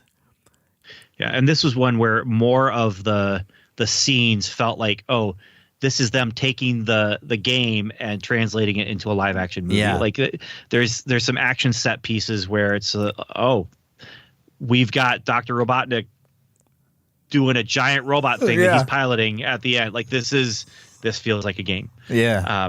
It didn't look necessarily perfect as far as like translation of the different worlds and stuff, but it fit perfectly. And there's a couple side scenes where you're like, why are we spending time here without Sonic? But it was still funny. My son, my younger son really enjoyed it. And, yeah, I enjoyed taking him. So. Yeah, it was a lot of fun. I'm looking forward to what they do with the next. Even though I'm not familiar with a lot of these side characters they keep introducing, because I didn't really watch any of the cartoons, and I only played the first two Sonic games, and then we moved on from Sega Genesis to my PlayStation. So I wasn't playing any of the other stuff. So, but loving the movies. All right, next thing, I got another death. April the 12th, Gilbert Gottfried passes away at 67. As far as a comedian, funny guy, a bit filthy, but we're always going to love him for Iago. And even, heck, his time on Night Court, he was really funny. But always for that distinct voice that he would do. Yep. It's the voice. It's the voice, which I've seen stuff where he would talk normal, and you're like, that's him? It's sort of like Bobcat Goldthwait. You when you hear him talk in his normal voice, it's shocking. And then because you're so used, hey, for Bobcat Goldthwait. And Gilbert Gottfried, but he was so perfect to play a parrot as Iago in Aladdin. Yeah. Oh, yeah. So I will always love him for that. And it was a sad, tragic loss. He's got a podcast he ran for a while, which he actually had some pretty interesting guests, but he's got a few filthy jokes he squeezed in there, so don't let your kids listen to his podcast. But there was some interesting bits on his podcast I decided to check out after he passed away because I heard, he got to talk to that person? Oh, let me listen. So I checked out a couple episodes, but yeah, he was not kid-friendly, but you can let him watch Aladdin for Iago. All right, moving on to a mixed review type of film, April the 14th, the third of the Fantastic Beasts series, The Secrets of Dumbledore, which I watched once, and I actually liked it. I heard the criticisms later, and it's one of those movies like I see it's available to stream, and I could watch it a second time, and I could have bought it. I've bought the other two. But this one, I was like, what if I watch it this next time, and I'm like, yeah, this one really wasn't that good. I haven't seen it. I've my kids are Harry Potter fans. They've read all the books, watched all the movies with me. But we actually just haven't watched the Fantastic Beasts movies. And I bought them specifically so we could have some movie nights together. And then they weren't interested. They wanted to do other things. So yeah, it's the thing going into it is you have to say, all right, this is in the Wizarding world, and this has absolutely nothing to do with Harry Potter. This is a completely different character, and you just got to get used to new characters and, what is life actually like in the Wizarding world outside of going to school, although we did get to visit Hogwarts a couple of times in these films. But so that's what I liked. It's like getting to see, well, what is it like when you're a wizard in the real world? How you do it? What are you doing for a living? How does everyday life work? When you're, not hiding to school, but you're just hiding maybe where your stores are or where you hang out at. So I actually enjoyed these. And like I said, I'm afraid to watch the third one. It's kind of like, because the first Independence Day, Saw it in the theater. Thought, hey, well, that was fun. Watched it on video. That's not a very good movie. So then Independence Day Resurgence, I went to the theater and said, well, that was kind of fun, but I was like, I won't watch it again, though, because I bet the second time was when I'm going to be like, this is garbage. So I thought, all right, everybody kind of at that movie, and I kind of had fun. So I'm like, maybe if I watch it a second time, I'm not going to enjoy it as much. So maybe I don't. Got to be careful, yeah. Kind of like The Last Jedi. I convinced myself The Last Jedi wasn't that bad, but the more I watched it, I was like, no, this is that bad. So, yeah, I don't, and that's with the third and the sequel movies, I was like, I had fun watching this third movie, but when I heard some people like, the hyperspace jumping, that shouldn't work. And when I started listening to the criticism, I was like, yeah, you're kind of right about some of the things that were wrong with that movie. So I'm like, I better not watch that third Star Wars sequel again, because that's when I'm going to be like, yeah, this one was bad too. So some movies you watch once, you have fun the first time, like, okay, I'm not going to ruin it by watching the second time. Yeah. All right, well, moving on to the next. We have on April the 15th, Liz Sheridan at 93 dated Mrs. James Achmonic. Dean, Mrs. Achmonic from Alf. I think there was a lot of other things that they mentioned she had done, but that was the biggest one for us, the children of the 80s. This is how I know her for sure. Yep. For sure, yeah. Yep. Especially with her being the nosy neighbor in like the very first episode of Alf, where he freaks her out and like, when Willie says, like, don't look out the window, Mrs. Achmonic is really nosy across the street, and Alf is like dancing in the window. Woohoo! Yeah. She was the only other person that ever saw Alf that he didn't eventually make friends with, because he had to do this weird thing to convince her that, okay, there's things in this world you're not supposed to understand. Why are you wearing that thing on your head? That's one of those things you're not supposed to understand, because Alf tried to dress really weird to be a bizarre alien. Like, I'm contacting you from space. Okay, yes, you saw me, but you weren't supposed to. And you don't ask any questions. Don't worry about it anymore. And yeah. So Liz Sheridan at 93. But I thought it was kind of neat when I was looking up factoids that saw that she had dated James Dean. Let's see. Next thing I have. All righty. Oh, wow. Neil Adams. Wow. Okay, so comic book fans, April the 28th, Neil Adams passed away at 80s. And I think I've probably got a whole series of notes that I copied off of some things. So there was just so much to mention. Oh, look, it did pop down below. I just have to move where I've got your screen. So, but yeah, let me just read what I wrote here. Adams left an imprint on iconic superheroes like Batman and Green Arrow, co-created new characters like Ra's al Ghul, or Ra's al Ghul, for those of you who watched Arrow, and Green Lantern, John Stewart. He created John Stewart, by the way, of Green Lantern, not Green Lantern, the whole thing. Advocated for creators' rights, and because of his efforts, every Superman project bears a credit for original creators Joe Siegel and Joe Shuster, and publishers like DC and Marvel returned original art to the artists. Yeah, I wasn't a huge DC guy growing up, but the undeniable impact he had as an artist and a writer and all the things he did. Now, I'm not a huge John Stewart fan. I wasn't familiar with him until the Justice League animated series, enough to where also that with the, and we'll go ahead and bring this up now because I don't know if I have it on the list, but that is with the John Stewart figure out there with the Superpowers collection that the McFarlane Toys has released. I would like to get just the Justice League I grew up with on Super Friends. That would have been the original toy line. And so I'm hoping that they put out a Green Arrow that is Hal Jordan. Not that I have anything against John Stewart. He's just not the one I grew up with. Other than Justice League. And I liked him on Justice League. I think he's pretty cool, but I don't really want a toy of him. I want a Hal Jordan toy to hang on my wall behind me with my other figures. And I haven't gotten their Darkseid because their Darkseid is like a new 52 Darkseid, and he doesn't look like the Darkseid that I grew up with. Now, the Batman's a little different, but I can deal with this Batman. And I wish these figures were shaped a little bit more like the classic figures. The Superpowers guys. Yeah, these Superpower collections. The shape of them isn't great, but I still kind of love these. And I love the look of, the ones. And right now I've only got Superman, Batman, and the Flash. And I might even I've bought an extra Superman and Batman so they can sit here on my desk. Because I wanted to have some that I could actually attach the cape to them, because the cape is not attached to their neck in the boxes. And I'm not happy about they put the plastic little tabs to try to keep people from stealing stuff through the cape, essentially putting a hole in the capes. Oh, huh. So I'm a little annoyed with some of it, but other than that, they're just fun to have them back again. And so I'm waiting to hopefully get a Hal Jordan. What I really would like to have now is I want an Aquaman and a Wonder Woman figure. Maybe even a Hawkman if they make one in the next few waves. So I'm waiting to see where they go with these lines of toys. But I'm really happy to have these toys available. Have you heard if they're doing any new waves with those? Well, I know they just recently got to the second wave where they've also had the Batman Who Laughs, which is a very recent thing from the Batman Metal series where they had a Joker who was Batman. They made a figure of that. I'm like, okay, well, you guys are going almost retro, but they're basing their figures off specific artist renderings. Like the Batman figure is based off Jim Lee's style of Batman. Mm-hmm. The Superman figure, though, is based kind of more off the classic figure of Batman. The Flash, I think, is also kind of he's more of the classic look. Okay. But Darkseid, I think, is the New 52 style, which is not quite the Darkseid I wanted. I would love to have also the Lex Luthor where he's just in his green armor suit. That I would buy. But I'm trying to get the ones that are like I remember them when I was a kid.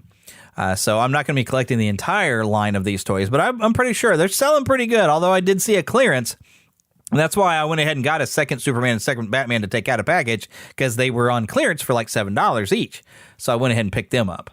And if I see a Flash go down on a price like that, I would probably pick him up to get an extra Flash to get out of his box as well, to hang out with Batman and Superman here on my desk with all the other toys on my desk that, nice. I'm running out of space to keep toys. I haven't panned my camera around to show you, but I have more toys now than I ever had as a child. But hey, this is Neverland of the Fandom Nexus, and the theme here is I don't grow up. I am the pan. So grow wise, grow strong, never grow up. But do you have some fond memories of Neil Adams, or are you mainly a Marvel guy as well? No, I do. He was kind of my Batman from when I was growing up. It's not that I was collecting Batman. It's just when I was growing up, it was just whatever comic is there, and I happen to have spare money, and so I had that style of Batman was kind of stuck in my head as this is the look for Batman. Yeah. And then later on, when I was really getting into not just getting comics, but like reading comics, the hard traveling heroes, Green Arrow and Green Lantern, as they were traveling America and learning about, social justice and things like that. Like he was a part of that. And so, it says he left an imprint on iconic superheroes. He left an imprint on just art, just superhero art in general. He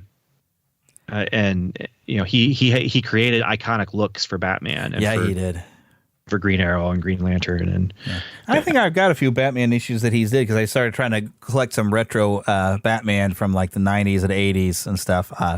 Then the comic shop that had all those old issues that I was grabbing them all, I think went out of business.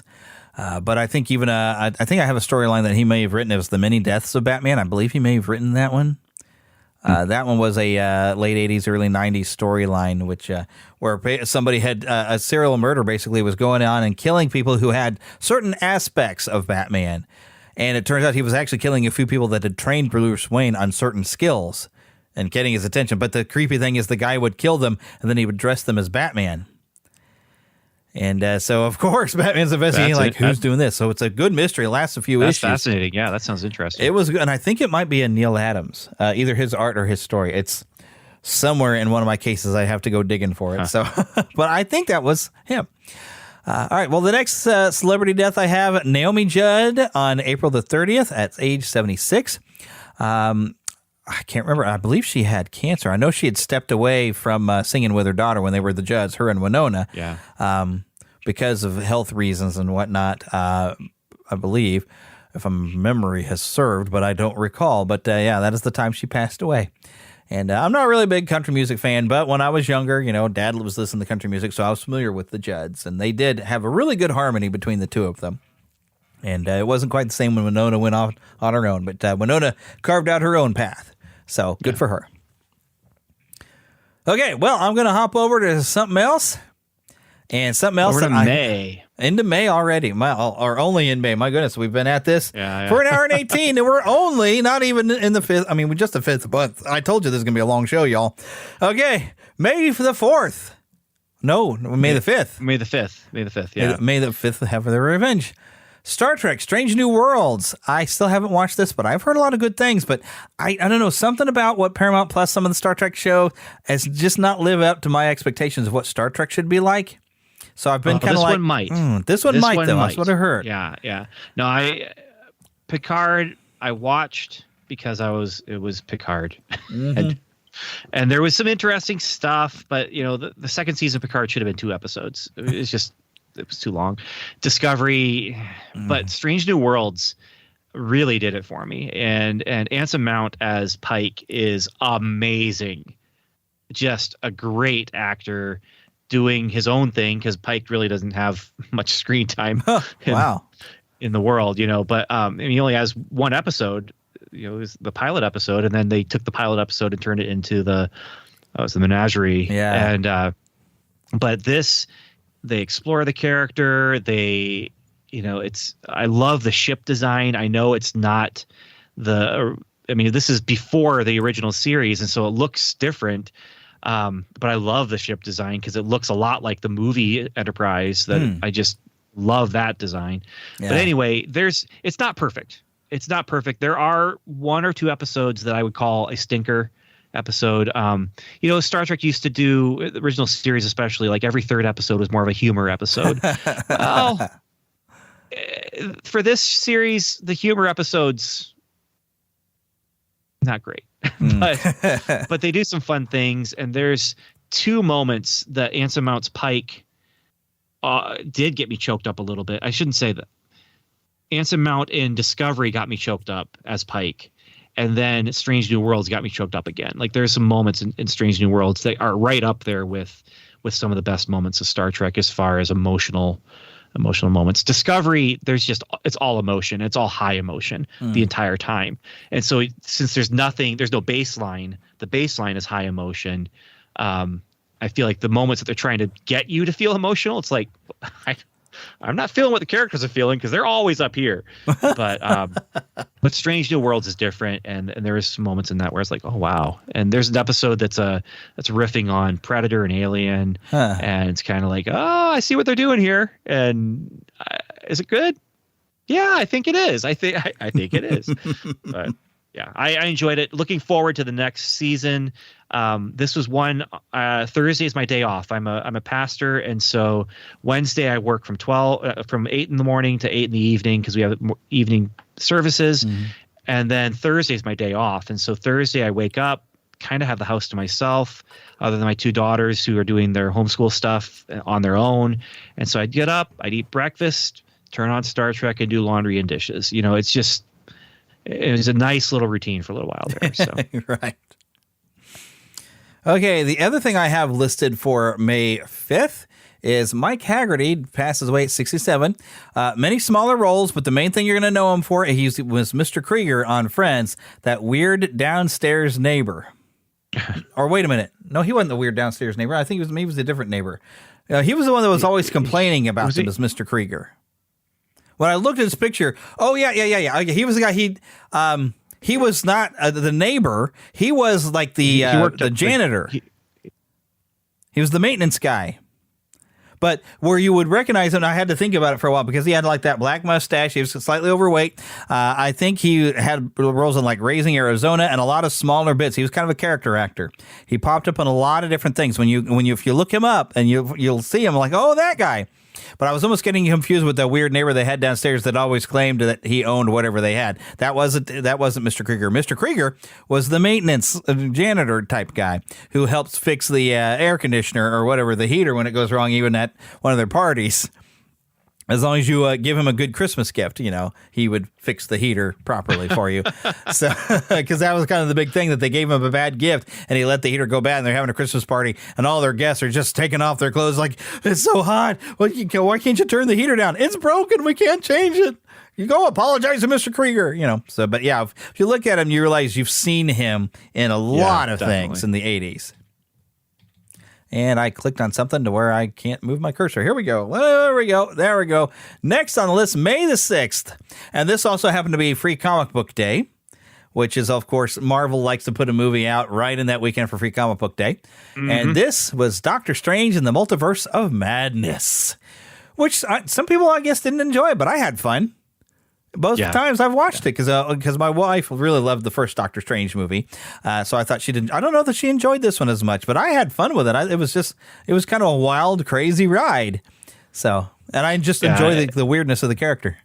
Definitely a darker movie. I'm curious what would have been if Scott Derrickson had actually directed it, but Sam Raimi definitely left his fingerprints all over it. Yes, he did, with his crazy, spooky zoom in and chase things that he does. I mean, Sam Raimi definitely has a style, but it works really, really well in most cases, and I really enjoyed it. Next on the list, country music legend Mickey Gilley on May the 7th passed away at 86. And I was trying to think of what songs Mickey Gilley had done, but they weren't coming to me. I have no idea. All right. Well, Mickey Gilley passed away. We'll just kind of go from there. So I don't know. I'm not a country music guy. All right. So here's something. Among his biggest hits, Room Full of Roses. And then I love this title. This is great. Don't the girls all get prettier at closing time? I get it. That's funny. That's a good title. All righty. So then May 21st, and here's me and my unpopular opinion, Chip 'n Dale Rescue Rangers on Disney Plus. I hated it.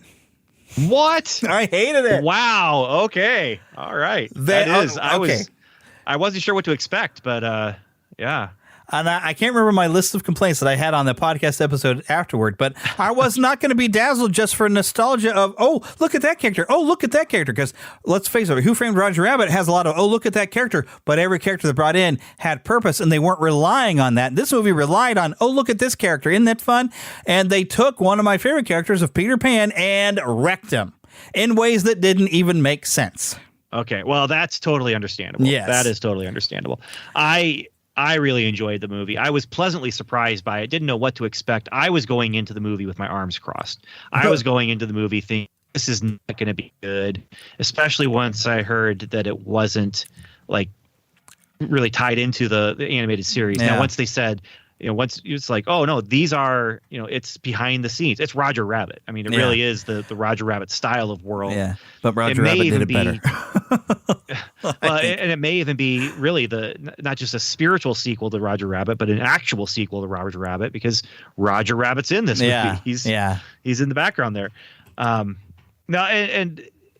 definitely is riffing and referencing left and right and left and right again. And that's what I feel like the entire content was just reference. I needed more substance. And it just wasn't there for me. Unpopular opinion, I know. Well, surprising opinion. I don't know you well, though. That's the thing. So all I know is, you like classic Disney. Yep. Well, this was classic Disney referencing and riffing. Yeah, but it wasn't done in the style of classic Disney. It was too modern Disney. But yeah, oh no. Well, and I was excited for it. The voice acting did irritate me a little bit, but yeah. There's so much it could have been, and I see what they tried to do, but it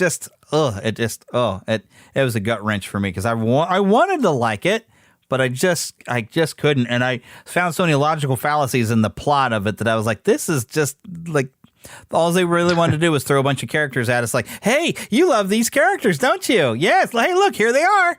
And it's like, yeah, you got to do more than that. Can't play the nostalgia button the whole time.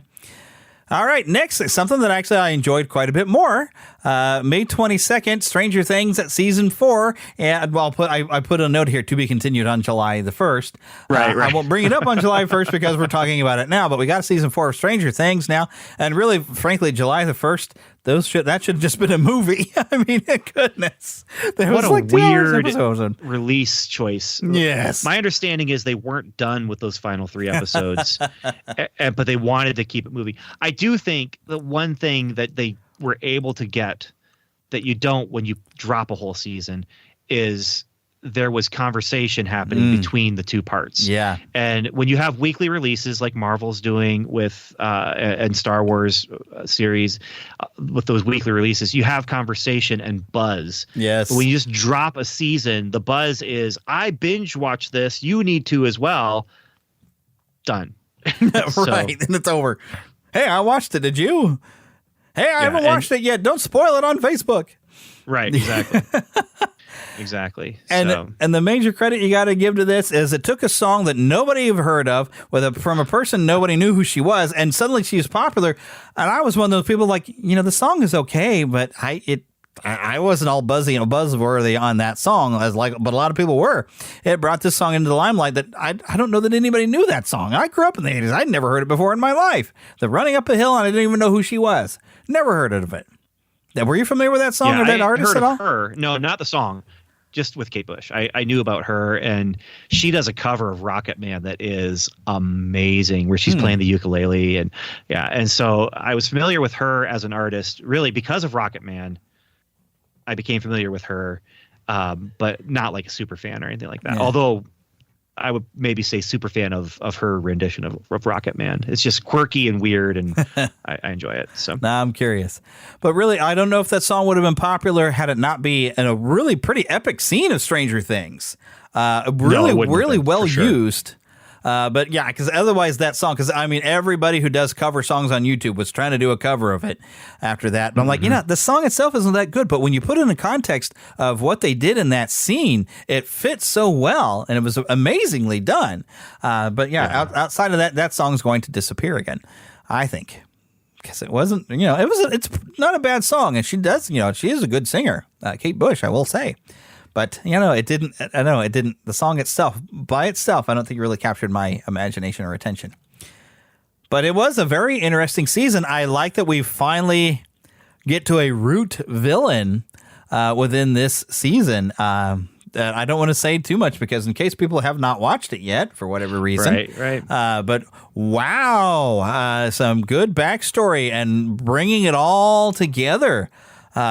I was expecting they were going to wrap the whole thing up, but surprise, surprise, another ending where we're getting one more season. One more season. Okay, one more time.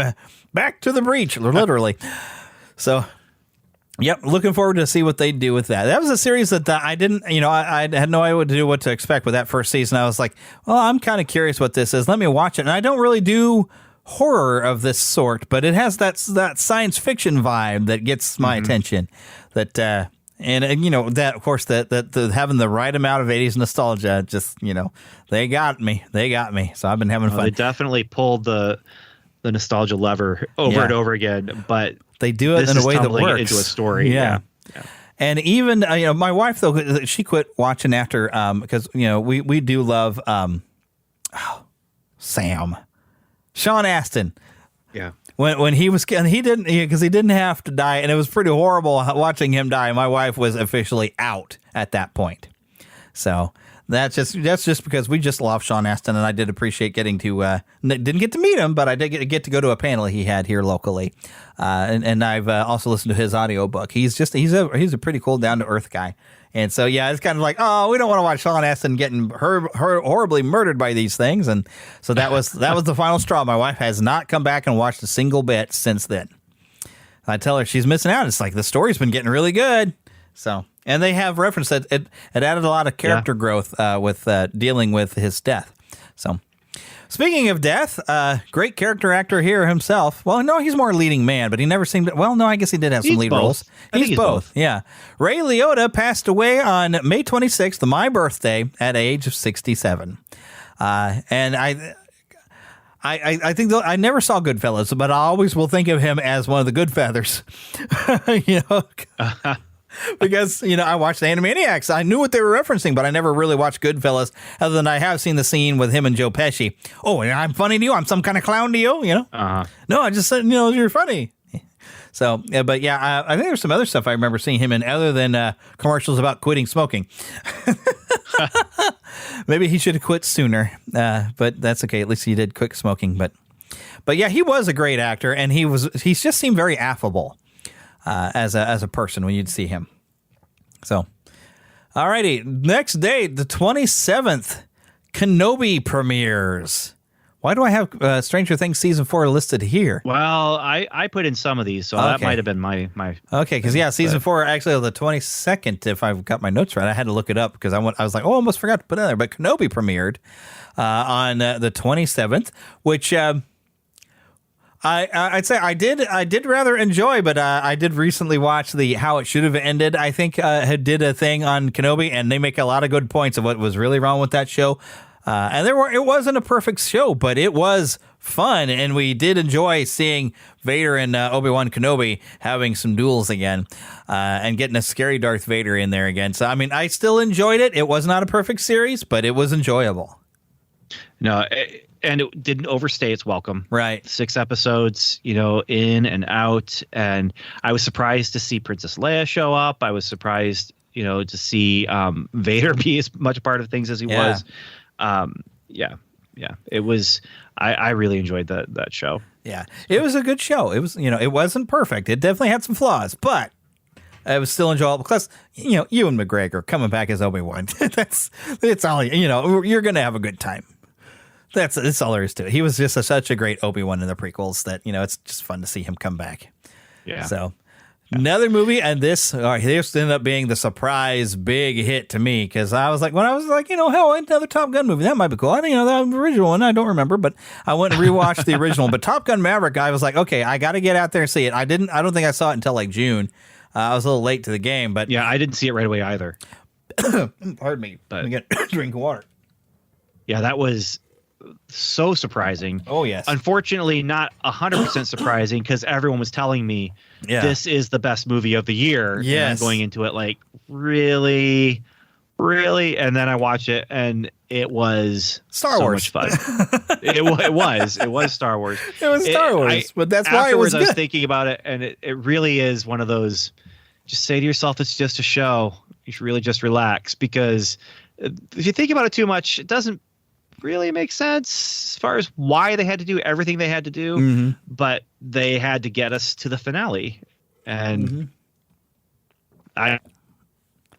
and you can forgive it at the end, like when you have like the finale, and then it's like, no, we're not done yet. Right, keep going. You get that. And we got one more. Yeah, you needed to have that character growth there for that final bit there. I totally forgive it because it made it good, and it was fun, and Yep. Thank you, Tom Cruise, for just making an entertaining movie.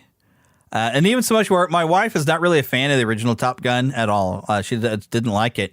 And I pulled it up on streaming while we were here on break and everything. And she was going to sit there and play on her Switch and just like, I'm going to play Animal Crossing. But she got into watching it because I was telling her, she said, no, trust me, this was really good.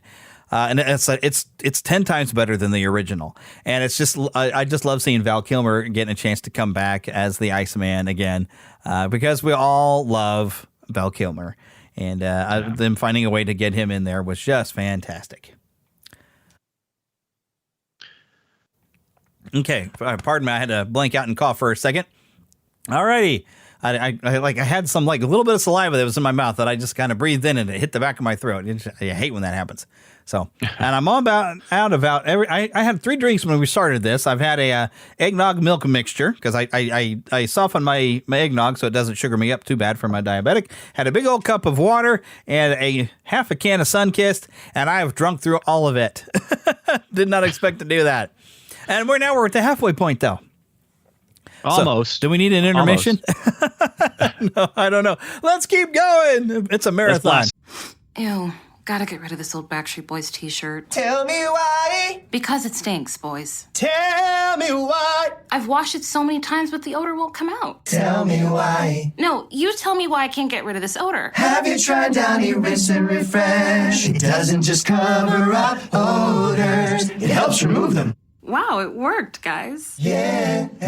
Downy Rinse and Refresh removes more odor in 1 wash than the leading value detergent in 3 washes. Find it wherever you buy laundry products. We can do this. Blast through this.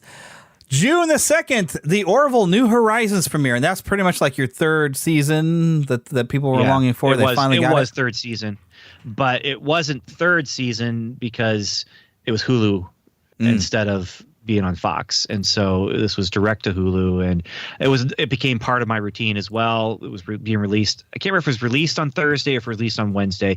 I didn't have a chance to watch it on Wednesdays though. I'd wake up on Thursday morning and I was watching this Strange New Worlds.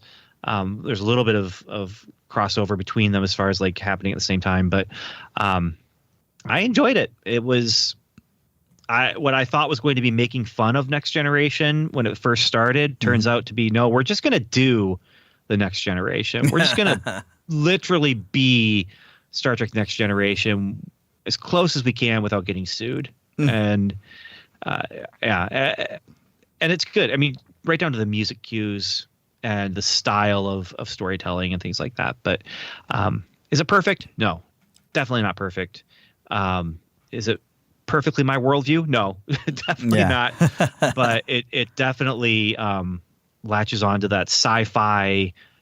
We're going to take science fiction and we're going to tell modern day parables, and we're going to make some statements. And some statements were good, some statements not so much, but still enjoyable. So I've only ever watched, I think, 1, maybe 2 episodes of The Orville of the first season. And mainly because I'm not a big fan of Seth MacFarlane. But I love Galaxy Quest, and I had another podcaster, the real Brian.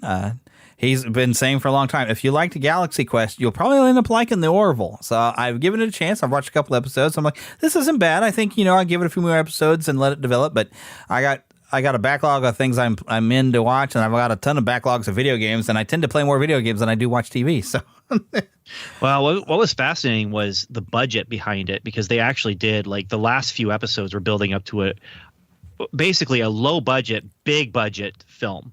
Like, it's huge battle action sequences, and then the final episode in some ways is either a deconstruction or a celebration of the Prime Directive from Star Trek, and they're making a real commentary on that, and it's just interesting stuff. And it's exploring philosophy, it's exploring sci-fi ideas, it's exploring modern morality, and for those reasons I feel like it's worth watching, even though I personally don't agree with all the commentary that they were making. I really enjoyed engaging with the commentary they were making. And as long as they're finding a way to make you laugh, I guess, along the way, too, because that's the idea of the show. Was supposed to be funny. But it was not a comedy, though. Really? I mean, there's funny characters, but what I was expecting was parody. Yeah. And instead, what they're giving you is, no, we're going to tell straight stories, but we're going to have some characters who are more normal and more regular people. And so, so the characters are going to tell jokes, because the characters tell jokes. It's not that they're making jokes in universe. So it's interesting the way they did that. So. And they found ways to put funny situations. Like what I've seen on the first season is like where his like commanding officer is his ex-wife. Yeah. And you have that's just the awkwardness of that situation. But I'm curious where they were going to go with that. So I'm going to pick up and continue watching, but I'm really behind on that one. So. Alrighty, but moving on to June the 7th, the premiere of Ms. Marvel on Disney+. I watched 1 episode. That's about as far as I got. I actually really enjoyed this, too. Yeah. The character's like, oh, look, it's Mr. Fantastic. Oh, I mean, Ms. Marvel. I enjoyed it. They made some changes from the comics, but... yeah, they did. Wow. This is one of those things where it's similar to, I guess, Black Panther or... I don't know, but where this is a show that's give me a peek at a culture I'm not very familiar with, and letting me see behind the scenes and some of the stuff. I mean, they spend a lot of time at the mosque, and just seeing what does normal life look like for families in Brooklyn who are Muslims and who live through the diaspora and things like that. And so. I enjoyed it. I also enjoyed the character because it is a lot like that Spider-Man teen angst where I'm a normal girl who's really just enjoying the fact that I now have superpowers and I get to be a superhero. This is great. And it's not so much the angsty, oh, my blessing is my curse kind of thing. So.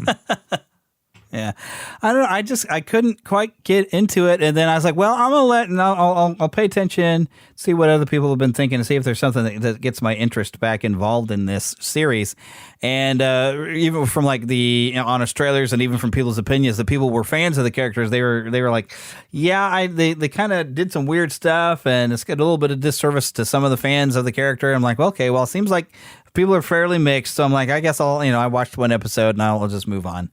So I don't think it was aimed at me. I think it was aimed definitely a younger audience with the stylistic of how they put it together. Definitely. I was like, I don't feel like I was the target audience for that one, so I wasn't able to keep up. I was like, no.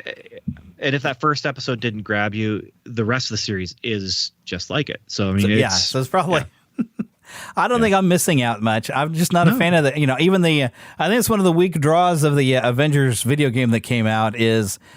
You start out with her being your main character, and I'm like, I'm not really invested in this character at all.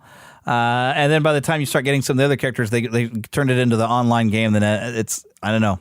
I'm going to try to pick up on that game again and play it some more at some point. But yeah, I don't know. I was not able to get involved with that character. Some characters that I were involved with that I was expecting. Well, no, I didn't have high expectations. Let's be honest. June 10th. I'm curious where you're going to go with this. I only went because, I love the original Jurassic Park, and they should have stopped there. Except, Jurassic World was still pretty good, but they should have stopped with one movie. And I only went because my buddy Phil, he's also my pastor, and he's been my best friend since, time immemorial. And he was super excited to go. And because of 7 brain surgeries and the seizures he's gotten from it, he's not allowed to drive. So I was going to be his ride. But I was like, I'm not expecting this to be good. And I was not disappointed. It wasn't any good. Jurassic World Dominion, I almost said, wow, was that it was so bad that the movies were supposed to be thrilling. I was laughing at the ridiculous stupidity going on did they ever stink this up? Okay, so the problem with this movie is there is an opening sequence and a closing sequence that tease like 8 different movies that are better than the one they gave us. Yeah. It's like, look at the world. Yeah. And the dinosaurs are everywhere, and they're just a part of our regular life now. And I'm thinking, this is fascinating. I can't wait to see where they go with this. Oh, you know where they're going to go with this? Giant insects.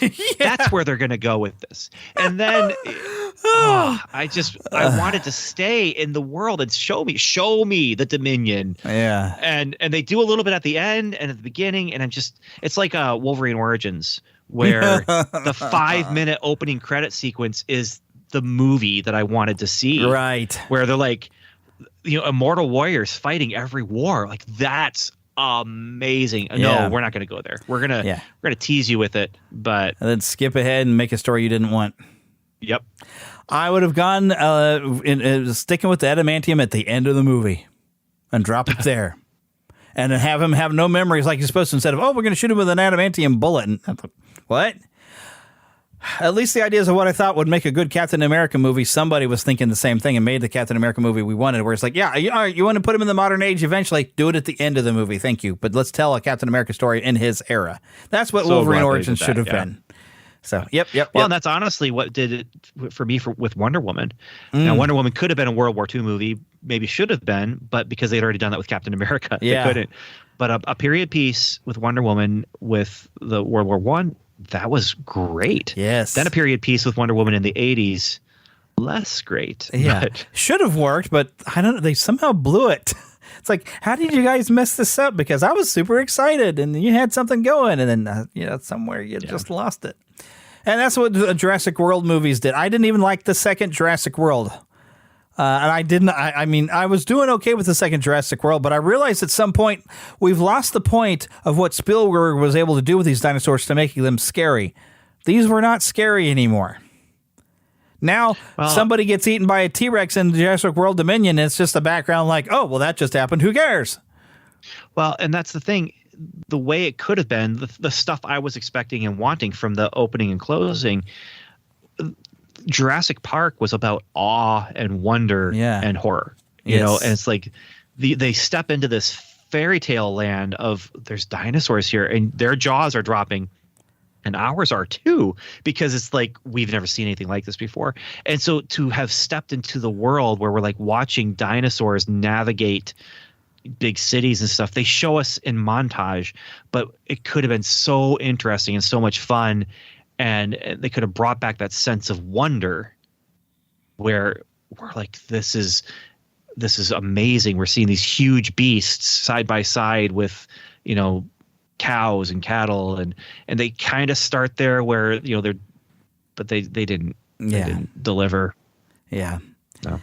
So, but because I share a Vudu account with my buddy Philip, when he buys the movie, I get his digital code. I actually have a digital copy just waiting for me to watch again, which will never happen.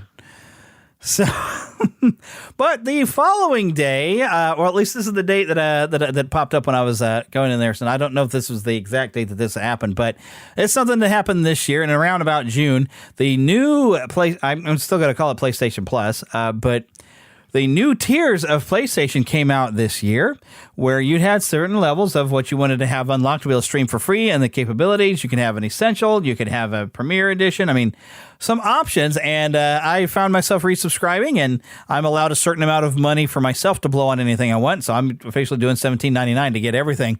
And there's so many games to play on the streaming service for the PlayStation that I feel like I've increased my backlog of games I really would like to play. With all the games available to me. But I find most of the time, on days that I'm working from home and I don't have much to do, I can maybe casually do something on a PlayStation Plus, like a Civilization Revolution. It's good to kind of a casual thing that I can just, I have a minute while I'm waiting for an email from a voice artist for this ad I'm working on. Let me go and let me go invade China, that kind of thing real quick, and then come back, It's one of those things. Having access to just a casual game. That's even just a nice game if you don't want any stress. Civilization Revolution. When I'm just sitting there, it's a good after work game too. That's when I can really sit down and play on that game because it's just. I love the Civilization games in general. I can't seem to do the newer Civilization 6. I confused the dickens out of me, and I didn't know what I was doing.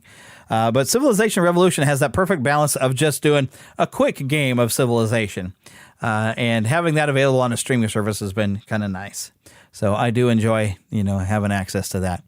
All right, next thing, and this one would probably tickle your fancy if you had a modern system.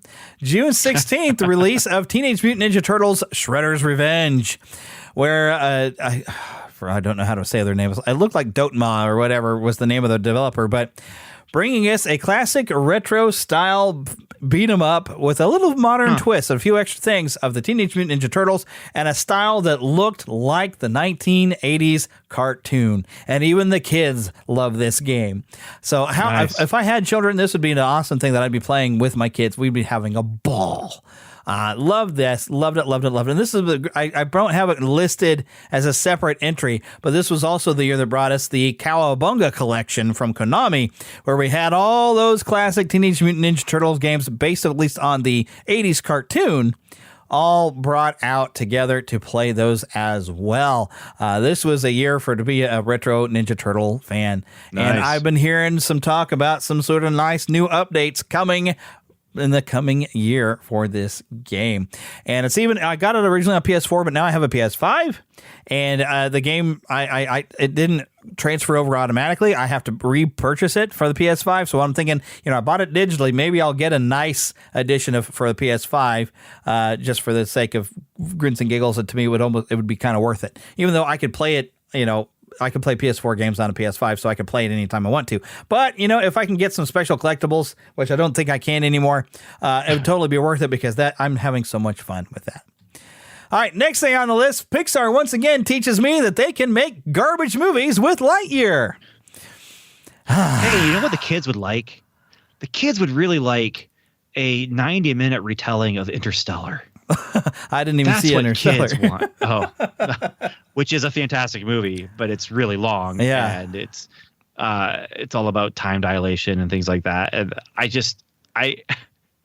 this movie, why is it Lightyear? Like, why were they thinking? Yeah.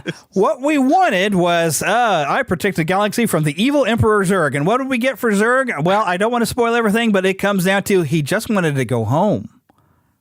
It just was so stupid. It starts out with the title screen saying there was a Lightyear movie that Andy went to see and it caused him to become, this is that movie. And no, it was his favorite movie. This was not the movie that Andy saw that caused him to become a lifelong fan of Buzz Lightyear. There's no way any child in the 90s saw that movie and said, I love this movie. There's right. no way. Yeah. I was expecting it. This is what I was expecting. Just to be a 90s sci-fi adventure story. Yes. and again riffing, nostalgic, Yeah. Big explosions, maybe bad effects, but instead it was this philosophical treatise on time and life and not funny and didn't even pull my heartstrings like a good Toy Story movie would do. No, I'd even still watch Toy Story 4 over this. And Toy Story 4 was still pretty good. It wasn't great, but it was still good. I'd watch that any day over this. Well, I'd watch the animated series. Like that's the thing. Like the animated series felt like the cartoon that Andy watched and became a fan of. And they actually said, this is the movie based on the cartoon series. And so it's actually, they did this kind of flip flopping around and it just no, it doesn't work. It doesn't deliver. It doesn't work. Yeah, failed on so many levels. But movie that didn't fail came out later on the 24th of June. And I labeled this as Elvis TCB because that's what the preview is. I was like, TCB, that's right, taking care of business. That's totally Elvis. This movie was actually really, really good. It was a different sort of stylistic. It's the style that you expect out of this director. The only real flaw was occasionally having a rap music or whatever music that didn't fit the style or the generation. But telling the story of Elvis Presley in a very fun and very interesting way, and I enjoyed it. It's unfortunately how you get used to these biopics that there's a bit of a redemption. Like you watch the Walk the Line with Johnny Cash, and he gets really down and bad in the drugs, the alcohol, but then there's a turnaround, and he turns his life around. Elvis does not have that turnaround moment. He literally eventually went to his death because of his rock and roll lifestyle. But that's the truth of it. And it gets when you get to that point, you see him coming, and it becomes kind of sad because you see this is a guy who. He ended up ruining his life, but it wasn't fully him. And it asked the question, is it more him or was it the false colonel that was managing him? Who's more to blame for the self-destruction of Elvis Presley? And I haven't seen it yet. I really want to, but I haven't. Yeah, I think it is available on HBO Max to watch right now, and I definitely recommend it. It was very entertaining. And the actor, I forget his name. Oh my goodness, he just turned himself into Elvis Presley. Amazing performances and stuff. But yeah, very, very, very good. If you're an Elvis fan, I think you'll enjoy it. If you're not an Elvis fan, you might still enjoy it. It was just an entertaining movie. All right, so next we got a movie that I didn't see, but I think I put it on here because this was important to people. July the 1st, Minions Rise of Gru. Did you see it? I did not, no. Well, I put it on here because it seemed significant, but I got bored with the Minions pretty quick. I think that I saw the first Despicable Me, and the Minions are the only reason that movie was any good. I keep trying to watch Despicable Me 2, but it's just not. It's not getting there. But Minions have been used in so many memes and so many jokes. I'm tired of looking at them, and I tried to watch the Minions movie, and I was like, this isn't even funny anymore. So I have not been able to keep up with these. My kids have outgrown it, and they were never interested that much in the first place. Like we watched them, but it was because we need a movie to watch with the kids, so we'll try this. But yet, I guess a lot of people were excited enough to where this made some sort of impact. So I thought, we'll mention it. Moving on, though, then. July 6th, the great legendary James Caan passes away at 1982. At 19. Wow. At the age of 82. Ooh. See. Not in 1982. Yeah. This is the effects of a guy whose brain has still not gotten used to working in television and not morning radio, to where my brain shuts down at 7, trying to read from a list 2 hours after his bedtime. So, I don't know what I'm going to be like New Year's Eve trying to stay awake for this. But yes, James Caan passed away at 82, and I guess the first thing that's going to come to mind is him and Billy D. Williams what is the name of that movie? It was a TV movie based off real football players. Yeah. With the song. Brian's Song. Oh my goodness, we read through the script in school and then we watched the movie. It'll tear you up if you've ever had a best friend like that. And going through especially if you know anybody in your family or know anybody who's gone through and died from cancer, it's going to get you. And my grandfather had died of cancer, so watching this movie just hit me right in the feels. Good movie, but that's the first thing I think of with James Caan. He popped up in everything from the Godfather to can't even think of everything else. Godfather and Alien Nation are what pops up for me with James Caan. You know what? I need to see Alien Nation one of these days. I never have seen that. Oh. I should see it. I know. That's an oldie, man. Yeah, it is. Yeah, it is. They even made a TV series based off of it. And I like the idea. It was kind of a neat idea. I love the TV series. I like the TV series more than the movie. But yeah. So yeah, I'm very curious to check it out. James One of these Caan was days. not in the series. So. Yeah. Next thing on here, here's one that, kind of mixed for some people, but I had fun. Thor, Love and Thunder.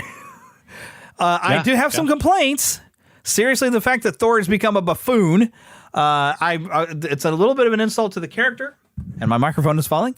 But I mean, there was some fun, but compared to all heck, I'll watch the first Thor movie over this again. Would you watch the second one? No, because the first one was good and there's some good character growth, and Ragnarok struck a really good balance of telling some good story, but yet having some humor about it. This one, they just threw off everything, and well, of course, I guess they kind of did it with Endgame, and a lot of people say Thor was wrecked in that movie, and they never recovered. Although Chris Hemsworth says that he likes where the character's gone. It's like your character's gone into a buffoonery, and they really ruined the character. But I mean, it was kind of a fun ride. I just didn't really. I don't know. It's like I liked it, but I also didn't like it. But I had fun. But I'm never going to watch it again because the second time I watch it is where I'm going to be like, oh, what'd you do? Yep. And the screaming goats are only going to be funny the first time. Yeah, I don't know if they were funny the first time. I laughed. My wife didn't. My wife hates screaming goats, but I don't know. Screaming goats make me laugh a little bit. But yeah, it's not going to carry it through. Oh, I just realized something. It looked like I was on the wrong different line, but I forgot to bring it up with PlayStation Plus. One of the big draws for PlayStation Plus is the indie developers of Stray were going to put it on there for free. So everybody got a chance to play Stray, which was this great, great science fiction game with a cat. And you got to play as a cat. And oh my goodness, you're in a robotic living dystopia as a cat. And it's just an amazing game with puzzles, and it's one of those things that sounds really weird, but you kind of see stuff like they're making a game where you're playing a cat. Okay, well, I like cats. I have 3 cats. Let me try this. And then you get into it, and the world and the immersion, it's just an amazing experience. And I think we talked plenty about Stray. I think it was last episode because we went through the Game Awards, and Philip was asking me, what was Stray? And I was like, oh, gosh. So, yeah, if you didn't listen to that episode, go back to the previous episode. I explained Stray and just the juggernaut that was. But that came in June. All right, so next thing on here, Paws of Fury, The Legend of Hank. That's when it was released, July 14th. Or no, 15th. See it. You didn't see it? No. I didn't see it in theater. I was like, well, this might be fun. When I watched it on streaming, I realized, oh, I know why this is funny. This is Mel Brooks. This is Blazing Saddles for kids. Oh, yeah. Literally, it was Blazing Saddles, only set in a different setting, but it's the same story. It still has a Mungo character, and it's instead of Black Sheriff, it's a dog in a cat world. But it was, and even Mel Brooks even is in that, and it was basically Blazing Saddles, and that's why I appreciate it, because I'm of the persuasion where I'd rather watch Blazing Saddle edited for TV. Because there's some content in there that's like, whoa, I don't really want that. But having where you can have the same story of and lessons really of Blazing Saddles and the same humor, but make it kid friendly. I had a good time watching it. I liked it more than I thought I would have. Nice. But I can't think what streaming service had it, but I saw it streaming. I was like, oh, hey, I was kind of interested in seeing what this was, because it reminded me of the teasers didn't really tell you what this was. It looked like as a bad version of Hong Kong Phooey. And at first I thought, oh, is this like reimagined Hong Kong Phooey or something? And then it's like, it's not Hong Kong Phooey. What is this Legend of Hank thing? But I thought, you know what, I'm going to check it out. It looked funny. And then I was watching it, and my wife was like making some pancakes or something in the other room. And I said, you should come watch this. This is Blazing Saddles. So, all right, but moving on. All righty. Now, you might not know this name. July 24th, David Warner passes away at 80. Now, the name David Warner, does that strike memories for you? Yeah, Evil from Time Bandits. And I believe the bad guy from Tron as well. Sarek, or Sork. Zork? Yeah, and he was, I believe did he play a Klingon in one of the Star Trek movies too? Played a Klingon. Such a great character actor. It was so versatile. Even so much that he was in Teenage Mutant Ninja Turtles 2, The Secret of the Ooze, as Dr. Was Jordan he Perry. really? Yes. He was Dr. Jordan Perry, the one who had accidentally created the ooze and then had to create an anti-mutagen to defeat Toka and Razar with the turtles. But yes, why can I not think of his name in Tron? Holy cow. But, David Warner, if you didn't know him by name, you'd look at him and like, oh, him. Yeah. So, no, you definitely see him and know him. Yeah. Sure. He's definitely a hero of nerd cinema, especially with being in Tron, So, okay. It's hard to tell if this was part of one of my other things or if it's for this one. And funny enough, we bought a new lapel mic for the church, and I was helping Philip set it up. And when I went over to his house, he was sitting there watching an episode of Murder, She Wrote, where Paul Sorvino was actually the murderer in an episode of Murder, She Wrote. Paul Sorvino passed away at the age of 83 on July 25th. And he's one of those guys that you see him, you might not know his name, but you see him, you're like, oh, him. One of my favorite roles that he had, though, was in The Rocketeer as, I think, what was it, Eddie Valentine? I don't remember any of the names from the movie. Although I am rewatching the movie soon because we're doing a series for our podcast about it. But I'm one of them people that I love that classic style of hero. Even though I recently found out that the character was actually created like in the 80s. But I like the Rocketeer movie, but Paul Sorvino's character has a great character arc where he's kind of the bad guy, but then he realizes he's working for a Nazi and he's like, it's like, I may be a lot of things, but I ain't no Nazi. That's right. He's such a great character. We're doing a series on our Strangers and Aliens podcast about movies that came out right after Batman in 1989 that were building on that pulp. Right. So we did one episode about Dick Tracy, and now we're going to be doing Rocketeer, The Shadow, and The Phantom. Oh, man. And I love those classic heroes like The Shadow and The Phantom. One of those. Yeah. Especially, I know a guy who'd love to talk about The Shadow. He saw the movie, became a huge fan, likes the radio shows and the pulp stuff, known as The Real Brian. He loves The Shadow. I like listening to some of the old radio shows. I've actually got one of my Christmas shows I like to listen to every year is an episode of The Shadow. It's good stuff. Yeah. Good stuff. Yeah. Next, and now here's a movie I misspelled on the list and I didn't see. I'm going to check it out eventually. DC League of Super Pets. I didn't get around to seeing this one. How about you? I did, and it was fun. It was fun. Okay. Yeah. It really is. It's like, what if DreamWorks did a DC movie? It's not quite classic, amazing Pixar, but it is definitely more like your DreamWorks animated film. And it was fun, funny, definite nice diversion. The post credit was goofy and metatextual, and it's good. Yeah, and it's available on streaming on HBO Max, so I'm planning to check it out here at some point. I just haven't gotten around to it. All right, on the 30th of July, and this is sad in multiple ways because Pat Carroll passed away at age 95. Now, you probably don't know that name, do you?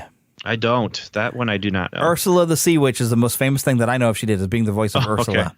But she was a big, did a lot of things in her past, did a lot of things. Great, distinctive voice, great, distinctive laugh.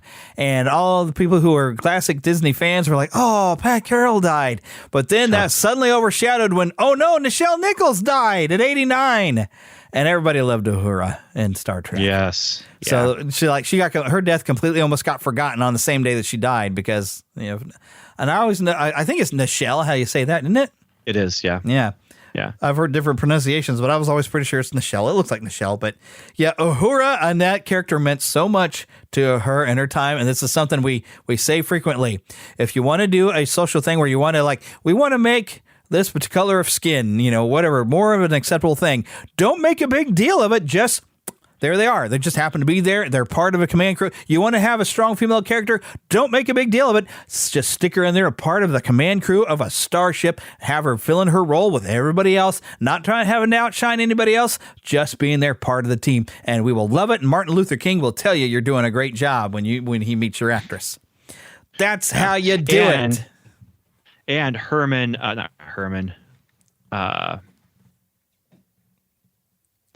Hessman connection. She was on an episode of Head of the Class. And, yeah. Yeah, because they had eggs that they were carrying around and pretending to be children. Yeah. You know, it's the whole like health class thing where you're like, Yes. yeah, this is what it's like to be a parent kind of thing. Yeah, 80s trope. The bigger character, I can't remember his name, but he took his egg to the Star Trek convention. Yeah. And left it there. And then she comes in and brings it to the school because he left it there. So Goodness. But yeah, she had a big impact on society with playing an iconic role, and thank you, Gene Roddenberry, for knowing how to do it properly. Now, if only people know. I'm trying to remember Howard Hesseman. I'm thinking Herman Hesse, who wrote Siddhartha. So okay. Don't know why he's in my head, but I don't know either. I have no idea. So I was a high school English teacher. So. Oh wow, my goodness. Yeah, I'm probably glad to be away from teaching if it's anything like how my wife's getting tired of teaching. But anyways, so the next... it's been decades. It's been a long time. So I also have another celebrity death that I just figured out it was fair enough to mention. August 5th, Anne Heche died at 53, fairly young. It was in a bad car accident, if I remember correctly, that passed away. I can't necessarily think of much that she was in other than some movie with Harrison Ford that I didn't see. I think I saw at least something that she was in, but I just figured to mention. Do you have any particular memories of liking anything she did? Was she married to David Duchovny? Maybe, but she was married to another woman for a while, I know. Didn't she have a relationship with Ellen DeGeneres even for a little while? I don't know. I don't know. I don't like to follow the celebrity stuff like that because I prefer to watch their work than what they do because most of them are like, ugh. So, yeah. Moving on to the next celebrity death. You're right about Ellen, but I thought there was a David Duchovny. Maybe she was in a movie with him. I thought there was a David Duchovny connection. But anyway. August 7th, a name you might not necessarily recognize, Roger E. Mosley. I wish Philip was on here with me. He passed away at age 83. He was TC on Magnum P.I. I didn't watch a whole lot of it. Definitely don't recognize the name, but remember the role for sure. Yeah, Philip is a huge Magnum P.I. fan, but he wasn't able to join me today either. So this was going to be at least a 3, maybe a 4-person show, but we've just been us 2. Instead, you get me. That's right. And we're 2 hours into a 3-hour marathon episode, which hopefully you're all still hanging with us, right? All right. See, we're taking up half your workday, folks. We're doing you a favor. Now, this next one. This name, of course. This hit me. This was one of my first crushes when I was a little kid. August the 8th, Olivia Newton-John passed away at 73, and still 2 of my favorite songs, Xanadu and Magic. Whatever you think about the movie Xanadu, you cannot deny that the soundtrack has some great tunes on it. And those were like 2 of my favorites. And if there, that movie, definitely, there's always something good about something, right? Yeah. And Olivia Newton-John, her hair in that one was very pretty. I liked how they styled her hair in that one. That was a tough movie to watch, though. Yeah, but the music is amazing. I really, because, Electric Light Orchestra, come on. That's good stuff. And even so much that for anyone who has not recognized it, yes, we quote the song Xanadu in the opening of the show. All right, moving on to the next celebrity death. We're on a series of celebrity death again. Yay! August 12th, Wolfgang Petersen. And it's one of those guys that maybe you don't think of every movie of his that you know of, but you know a lot of them. He passed away at 81. Director of The Neverending Story, The Perfect Storm, Poseidon, Troy, Air Force One, Outbreak, In the Line of Fire. Oh, I almost mentioned the next one, but that's a different story. Not him. That's not him. But of course, the favorite one of those, The Neverending Story. Come on. Whew. That's and I hear they want to try to remake it. Please don't. Leave it alone. Leave it alone. There's 2 sequels that show you how nobody else seems to get that right. Okay, that's a great movie. Let's be fair. The sequels were done overseas with tax break money. That is not. Yeah, that's not a case study right there. Yeah, but the original movie was amazing. Really, as a kid, you get on. As an adult, you still enjoy it, but not as much as you do when you're a kid. When you're a kid, it really captures your imagination. And it's still worth a watch. It's a spectacle. The effects are dated and stuff, but we all still want to have our own luck dragon. Let's face it. Yeah. My kids watched it because of the Stranger Things connection. Oh, yeah. And they're like, "Thanks a lot, Dad, for not warning us about the horse." Oh, goodness, yes. I'm not going to spoil the movie for you. Come on. That's true. Come Don't on. spoil it. Oh, my goodness. All right, moving on to my next big disappointment of the year. On August 17th, at the premiere of She-Hulk. And I love this character in the comics. And I got through one episode and I said, I can't watch this. What did you do? What have you done to She-Hulk? Did you get any where past the first episode? I did. Now, here's the thing. I have to watch all of it because of my other podcast. Oh, so I'm glad I didn't do a 7. Disney show again, because then I would have probably felt like I was obligated then. Welcome to Level 7. We were doing every single episode of every single show. Oh, goodness. We've now decided, because we started out as Agents of S.H.I.E.L.D. episode. Every week we did an Agents of S.H.I.E.L.D. Clearly with Level 7. Yeah. So with She-Hulk, we've gotten behind. And we're doubling up episodes now because we want to get through it. But there's problems for sure. Mm-hmm. And one of them is it's not, well, again, it's not the premise that they promised, which is law comedy. You know, I'm expecting superhero law comedy like the comics. Mm-hmm. And they're giving me some of the stuff from the comics that I liked, of the fourth wall breaking and things like that.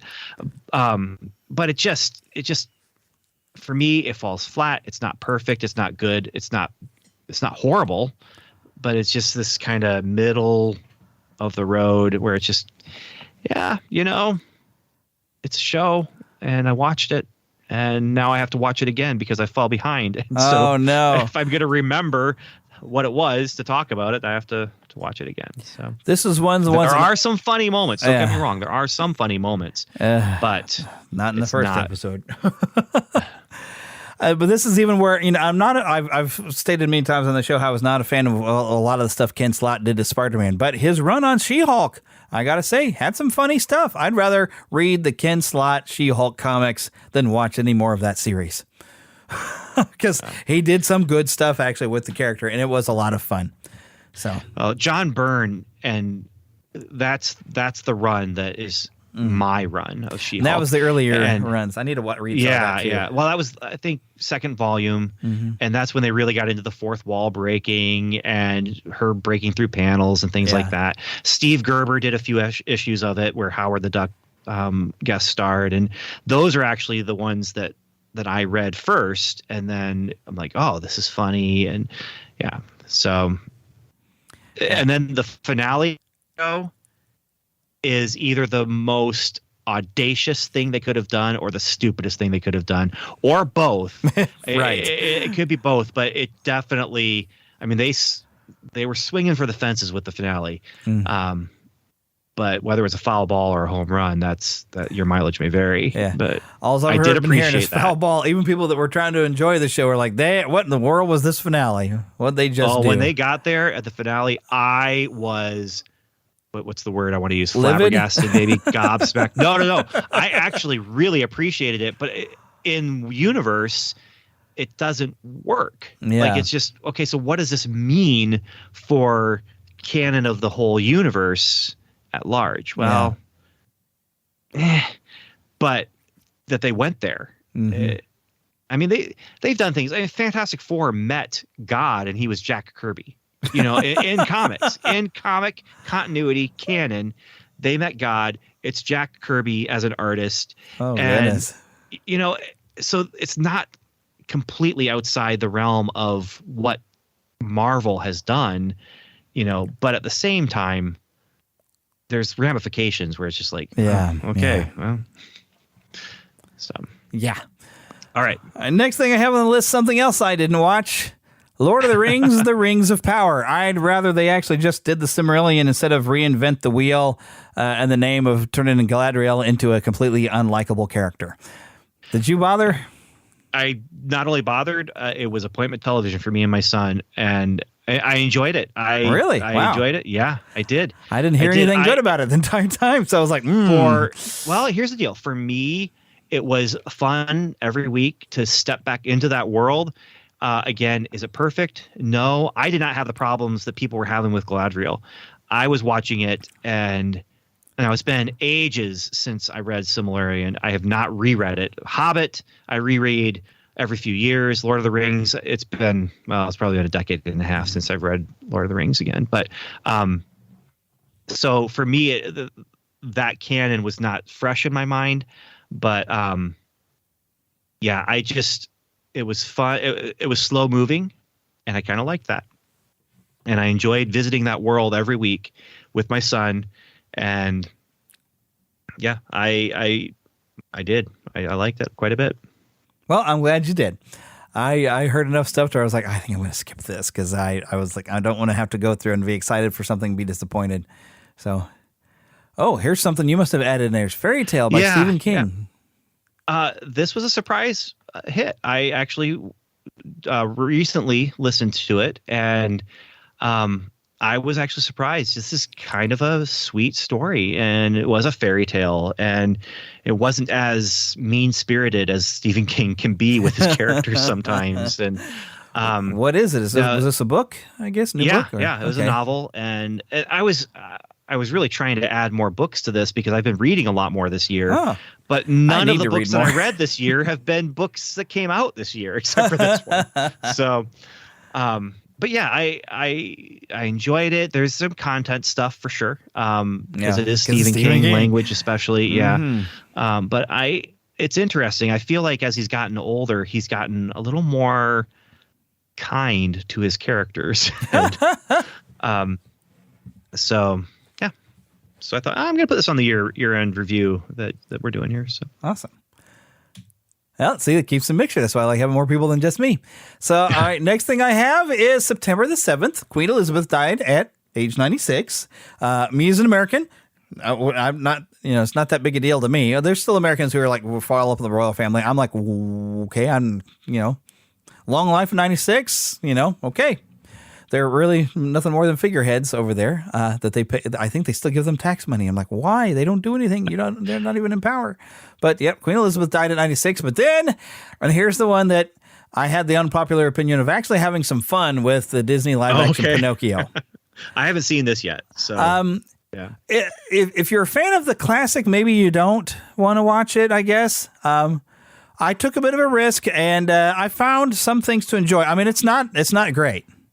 But I found a few things to enjoy, and I found a few bits that were kind of cute, and I found a few things I could enjoy about it. And the Blue Fairy, she looked kind of weird being a bald lady, but oh my goodness, the actress, when she sang just a little bit of When You Wish Upon a Star, and the way she sang it, she blew me away. And I was like, why aren't you letting her sing the whole song? She just gets a couple of lines out of it.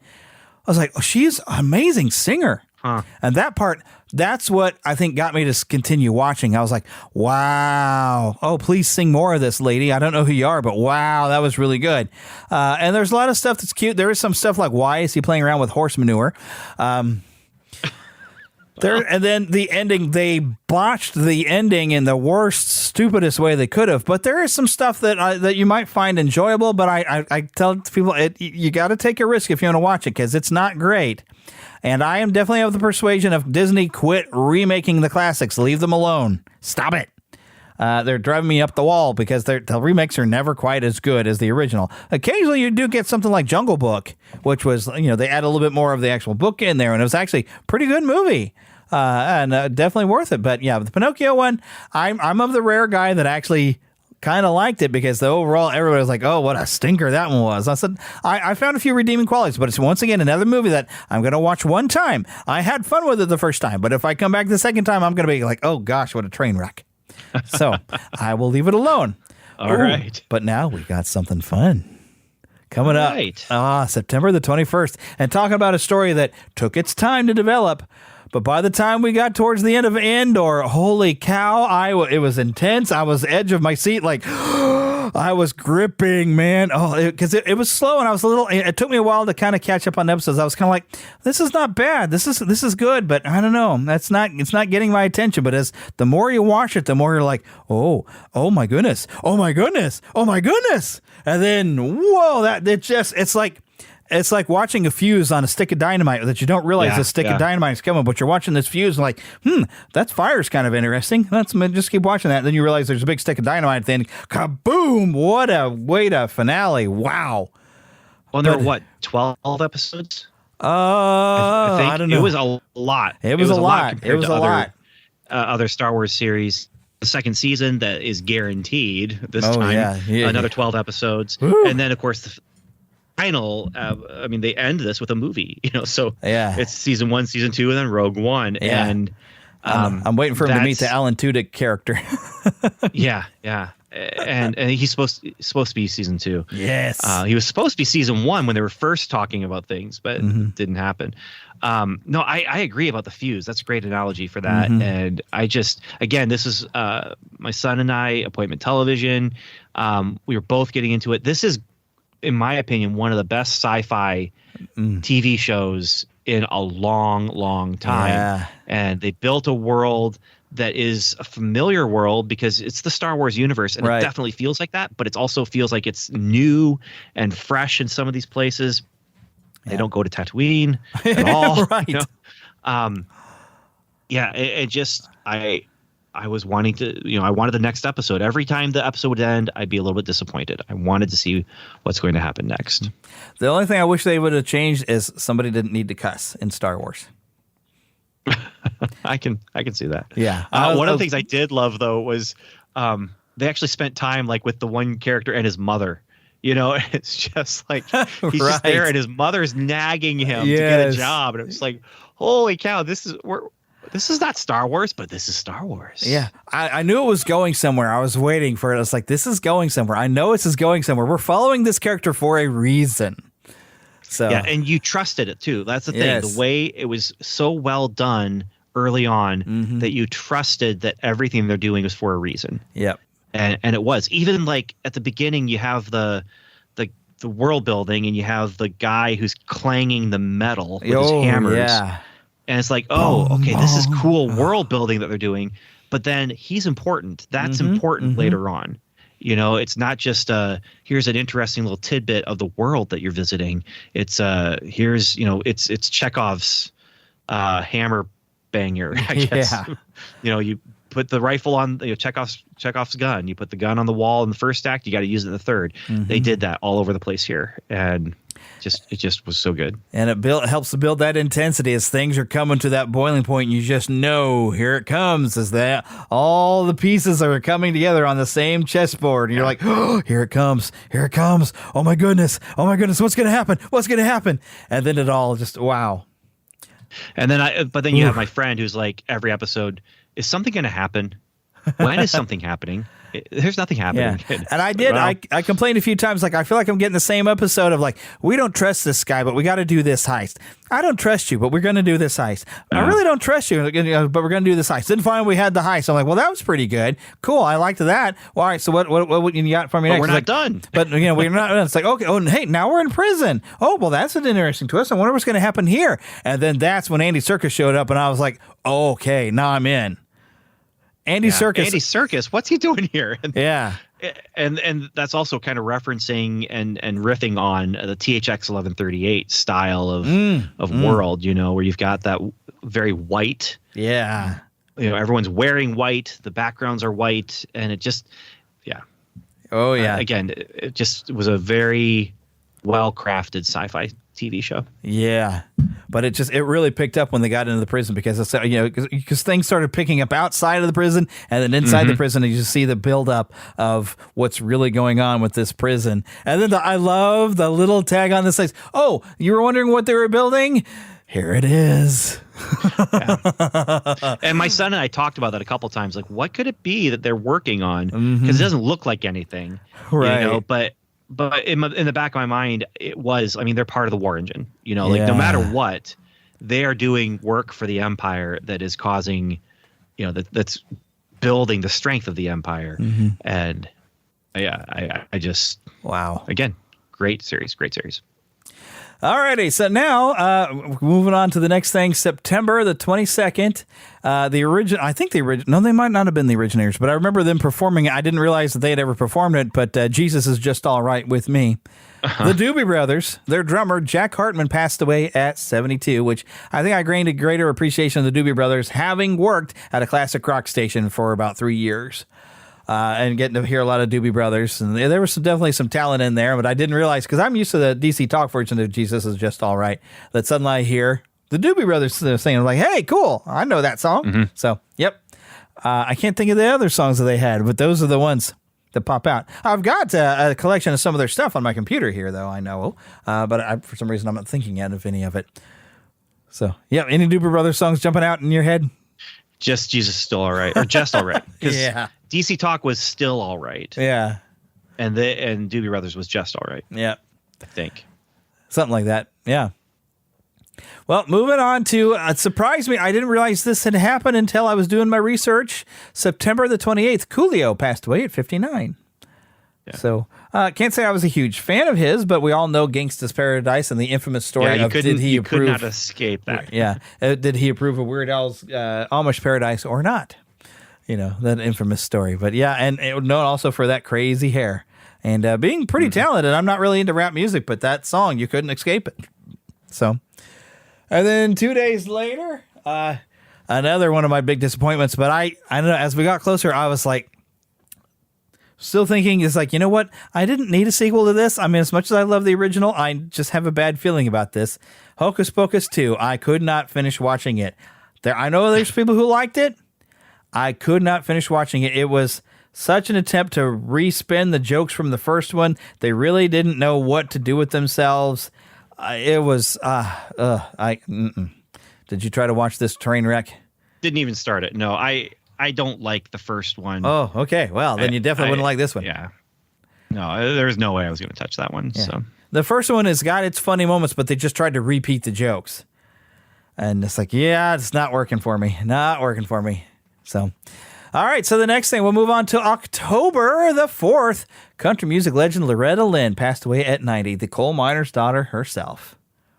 Yeah. So, and I think the only other big thing I know, I think she has an appearance on the Muppet Show that I recall.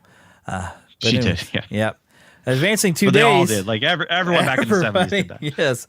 Advancing 2 days and something, I was like, let me see what this is. I don't know if I'll be a fan of this, but holy cow, this one shot, Werewolf by Night, October the 5th. I loved this.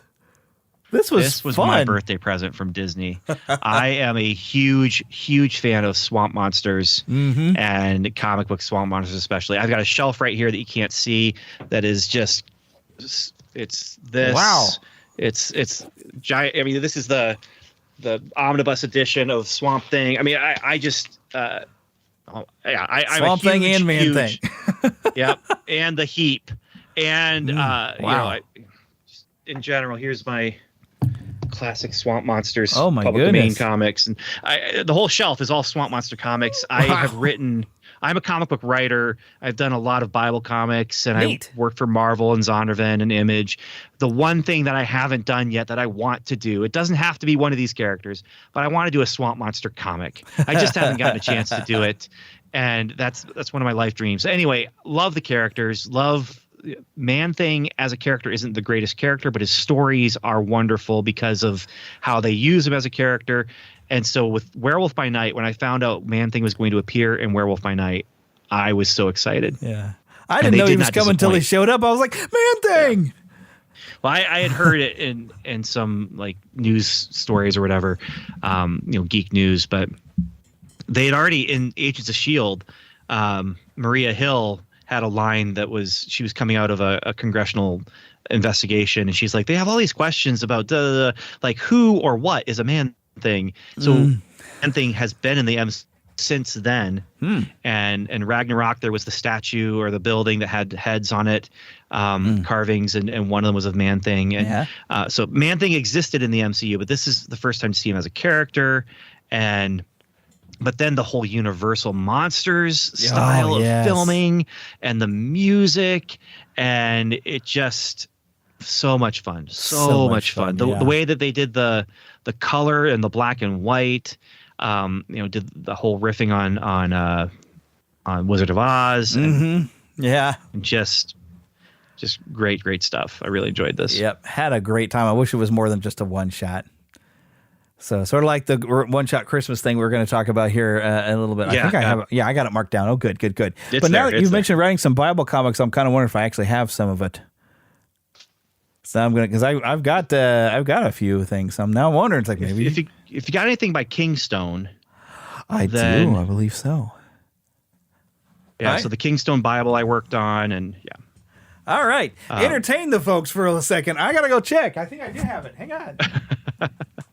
So, so I've worked on George R.R. Martin's The Hedge Knight. That was my big break into the industry, which is, prequel to A Game of Thrones. But then that was what allowed me to do some of the other comic book stuff that I've worked on. And I'm not sure how much I'm supposed to vamp and riff right now, but so that's me. I'm a children's pastor by day and a comic book writer by night. So, and he's back. Well, let me just show you this. All right. I don't think I've read it yet. This look familiar to you? Yep. Because I just saw the site. I was mine. like, Ben Avery, holy cow. So, Yep. yeah, I actually have some of your work here. Oh, my goodness. But, yeah, I don't think I've read it yet. I got a bunch of stuff that I've got a lot of comics I'm really behind on reading. I've even got some of the Action Bible that they did, and I haven't read through all of it yet. I've even got, like, some side ones and stuff. But, oh, my goodness. Well, looky there. Yeah. So that book right there, every disciple gets a chapter to themselves. Which is kind of their life story, and some of them are 3 pages, and like Peter is 32 pages. So, yeah, it's called the 12, y'all. By the way, yeah. I did write a Judas chapter. They said we don't want Judas. We're gonna have a chapter about his replacement. I was like, okay, all right, okay. I can understand that. Yeah. Well. So moving on, though, that's very interesting. Learned something I didn't know while we were here. How about that? All right. Well, now this is a big one. October the 11th, we dedicated an entire show for her. Angela Lansbury passed away at 96. Because she did so much. But of course, as Disney fans, Beauty and the Beast. Yep.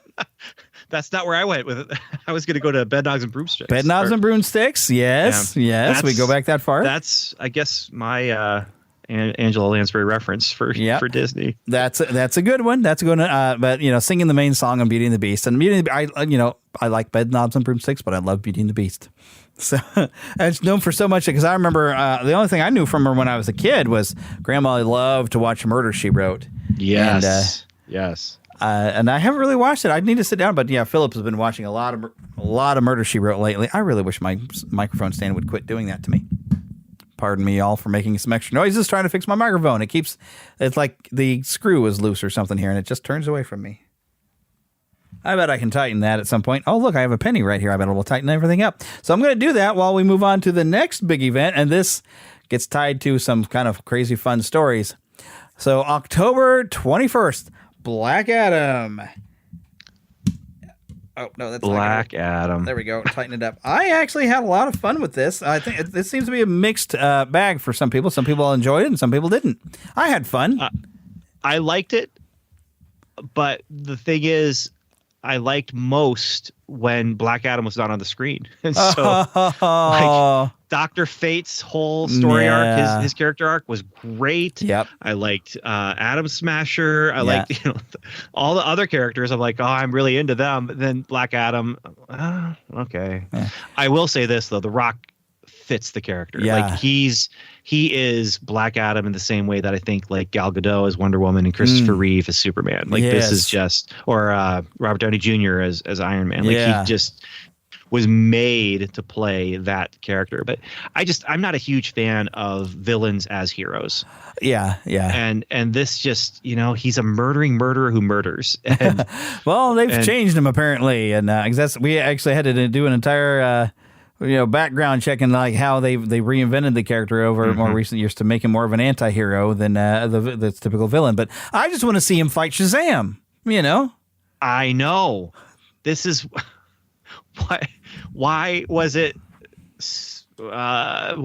spoiler at the end instead of Shazam at the end? Like, come on. But they're teasing. They're just waiting. We got another Shazam movie that I'm looking forward to because I absolutely adore the first one.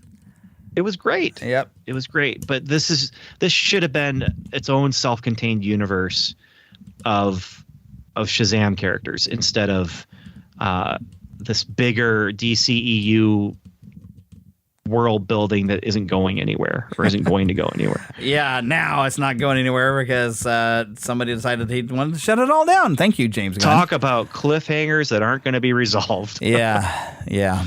Goodness sakes.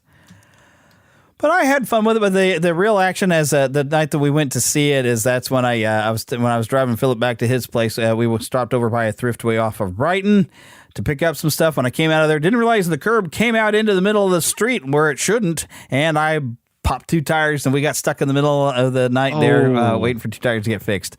So, now I'm always going to remember that night with that movie. Oh, indeed. Yeah. One spare. You don't have one. Yeah. Well, not when you got 2 tires busted and flat. You're stuck. Yeah. But on the 25th of October, we lost to Jules Bass at age 87. Of the famous Rankin Bass. Him and Arthur Rankin's work. My goodness, come on, microphone. Quit turning, or it's not the microphone so much, it's my stand that keeps turning my microphone away from me, and I just cannot get it to behave. It's like the weight of my microphone's too much. Okay, but anyways, so the impact he had on animation, really. Stop motion. I mean, they made stop motion cool again, and with some... I was even watching a nice little special thing on YouTube that somebody had put, I think Secret Galaxy, he did it. Yeah, that was a great Some episode. history of Rankin Bass. Learned so much stuff about where they went to go study up on it. But really, some of the great animation that we've gotten since then is really because of people looking back to Rankin Bass and what they did. It also changed how holiday specials worked and operated. And that was kind of kickstarting Grinch, Charlie Brown, all these annual favorites. And they were the ones they jumped out with Rudolph and and I love them all. I love them all. I don't think I've seen every single Rankin Bass ever movie, because they did more than one movie apparently. Because I've seen the Mad Monster Party movie finally last year. That's fun. But apparently they did some other feature length stuff that was mentioned in there. I was like, oh my goodness, I did not realize this existed. Well, and The Hobbit. So the animated Hobbit, that one. I mean, as soon as I mentioned The Hobbit, songs get stuck in my head. So I shouldn't have done it, but I have now. So 15 birds who haven't any wings. So what shall we do? Maybe I can get a different song in your head when I mentioned Thundercats. Dun, dun, dun, dun, dun, dun. Yeah. I didn't actually watch that show on its initial run because I was out. By the time it was on, I wanted to go out and play, as a kid. So I didn't really watch its original run, but I've been watching it on Hulu a bit. So, but they Rankin Bass, they definitely left a lasting imprint on just kids. I mean, in general. Yep. So. And now as adults, if we have kids, we share them with our kids. Like, oh my, I loved this as a child. You're going to love this. Yep. This is great. So before there was computer animation doing 3D, here's like some real, this is 3D. Real puppets. So then another death I need to mention. I don't want to get too far in because he's had a very controversial life, but Jerry Lee Lewis passed away at age 87 on October the 28th, known mainly for Great Balls of Fire, which is convenient to mention with Top Gun Maverick being in there because that song's pretty prominent in both Top Gun movies. But I'll move it along. We don't need to talk about him marrying his younger cousin or anything. Yes. Moving on. It's November. Look, we're almost 3 hours. 2 months to go. And we got 2 months to go. But November the 4th, and I thought this was going to be fun. And when I saw some previews, I was like, he's going to make fun of biopics, isn't he? And then I watched it. Weird. The Al Yankovic story was hilarious and how it made fun of all this stuff. And I want to see it. Oh my goodness. If you got a Roku device, it's free. And it takes a really ridiculous left turn at one point that you're like, where is this movie going? This is ridiculous. It is hilarious because you see him making fun of nearly every biopic that you've ever seen in your life. And, giving a little bit of truth to Weird Al and some of his story, but turning it all on its ridiculous head to just make it funny, to make as if his life was controversial and drug and alcohol ridden, which it actually wasn't at all. But yeah, having fun. And I don't want to spoil the ending, but they even do an ending like, that makes him able to write a very hilarious song in the credits, like, how did I write this song if I'm dead? And stuff like that, basically. They treat it like it's a biopic where the guy is not there anymore, but, spoiler warning, sorry. but I don't think I've ruined the joke for you because you should see the ridiculous ending. Great fun. I expect it to pop up in some other streaming services maybe at some point, or at least on unavailable for purchase somewhere. It's just funny movie, and all the different people that get to play characters that are pop up, like Pee Wee Herman showing up, Tiny Tim shows up, nice. Rainn Wilson as Dr. Demento. I really. The only reason I haven't seen it is because I just haven't gotten around to trying to track it down. So it's on the Roku channel. Oh, I just passed by. I forgot to mention Judy Tenuta had passed away in October at age 72. I only remember she was pretty funny. Hey, pigs! She was a very funny comedian with her accordion. I'll go ahead and mention that because I wrote it down after I saw that she had passed away. All right. Here's something I intended to watch still on Netflix, but I didn't realize it was in theaters. Guillermo del Toro's Pinocchio, and this apparently is the only Pinocchio you really need to watch this year. Philip has been kind of leaving review on the podcast. Overall, he enjoyed it. Did you get a chance to watch this one? I haven't, but I really want to see it. I've seen some of the concept art or maybe some stills from the movie, but the Blue Fairy just looks amazing, and I want to see it. I really, the way I want to do it is to watch, and you might have caused me to not do this, but I want to watch the Disney live action Pinocchio and then this one as a double feature, and just allow the one to raise the other. Well, if you watch one that's terrible, then you watch one that's really good, you're like, yeah, this is amazing. Exactly. So, but might work. I don't know how it'll compare to the original, Disney film. Of course, the Disney film is really almost nothing like the book. So this one I hear is some of the book, but really a lot of reinvention. But anyways, I want to check it out because I looked impressed. Wow, that doesn't even make sense. Okay. Did you ever see the Drew Carey Pinocchio? I don't think I did. It was a made-for-TV movie. It's not great, but it was okay. It was okay. Did the job. All right. Did the job. Yeah. I did remember seeing one when HBO used to have a thing where they did fairy tale theater or something like that. They had Pee Wee Herman as Pinocchio. Nice. That one was actually kind of fun. I liked it. So, okay, there it is. I was about to say it's not showing up this article I want to be able to look at. Okay, there we go. But we go one day after that on November the 10th, and we lost Kevin Conroy at age 66, who will forever be the greatest Batman actor. Now, he's not a live action Batman actor. I guess he did get to do a live action in the Crisis on Infinite Earth. He did, and he wasn't. That wasn't a great variation of the character, but I didn't see it. It got too convoluted by the time we got to that point, and I started watching an Arrow. Suddenly, like, wait a minute, this is starting to get ridiculous. Like, how come that guy just didn't shoot him? He was right there. He just stand there and waited for Arrow to punch him, or Yeah, so I started like this is somewhere it's falling apart. Flash fell apart for me, and I just quit watching their shows.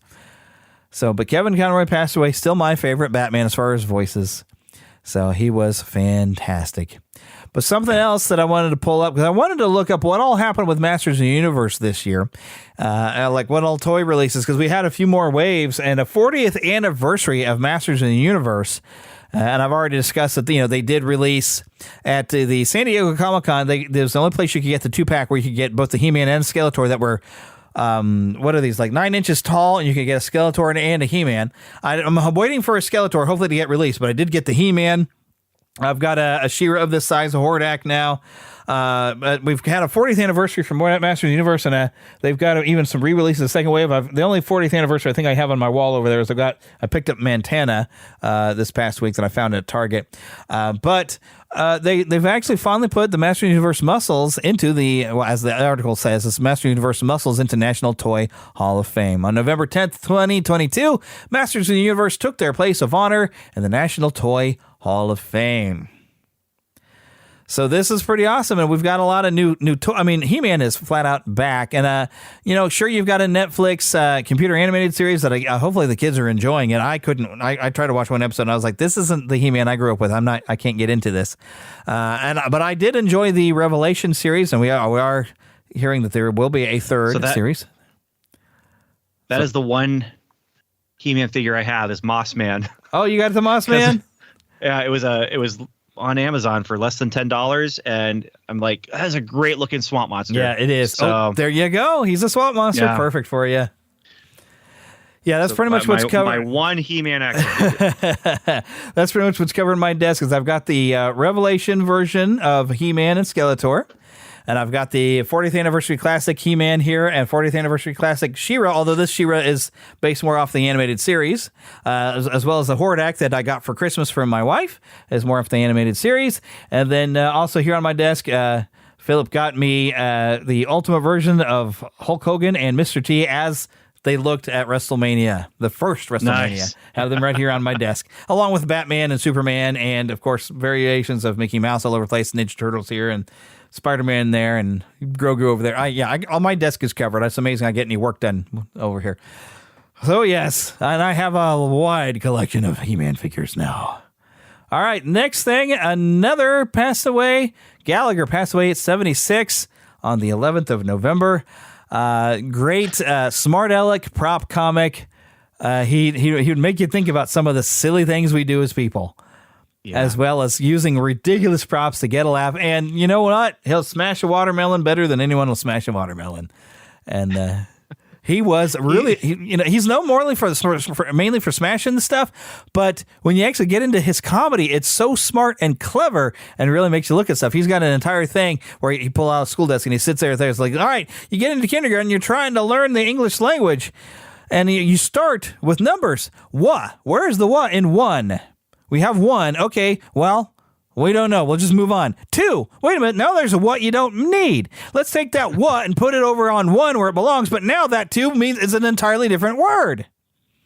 So, but yeah, he pointed a finger at all the ridiculous stuff about life, and that's what made him so funny.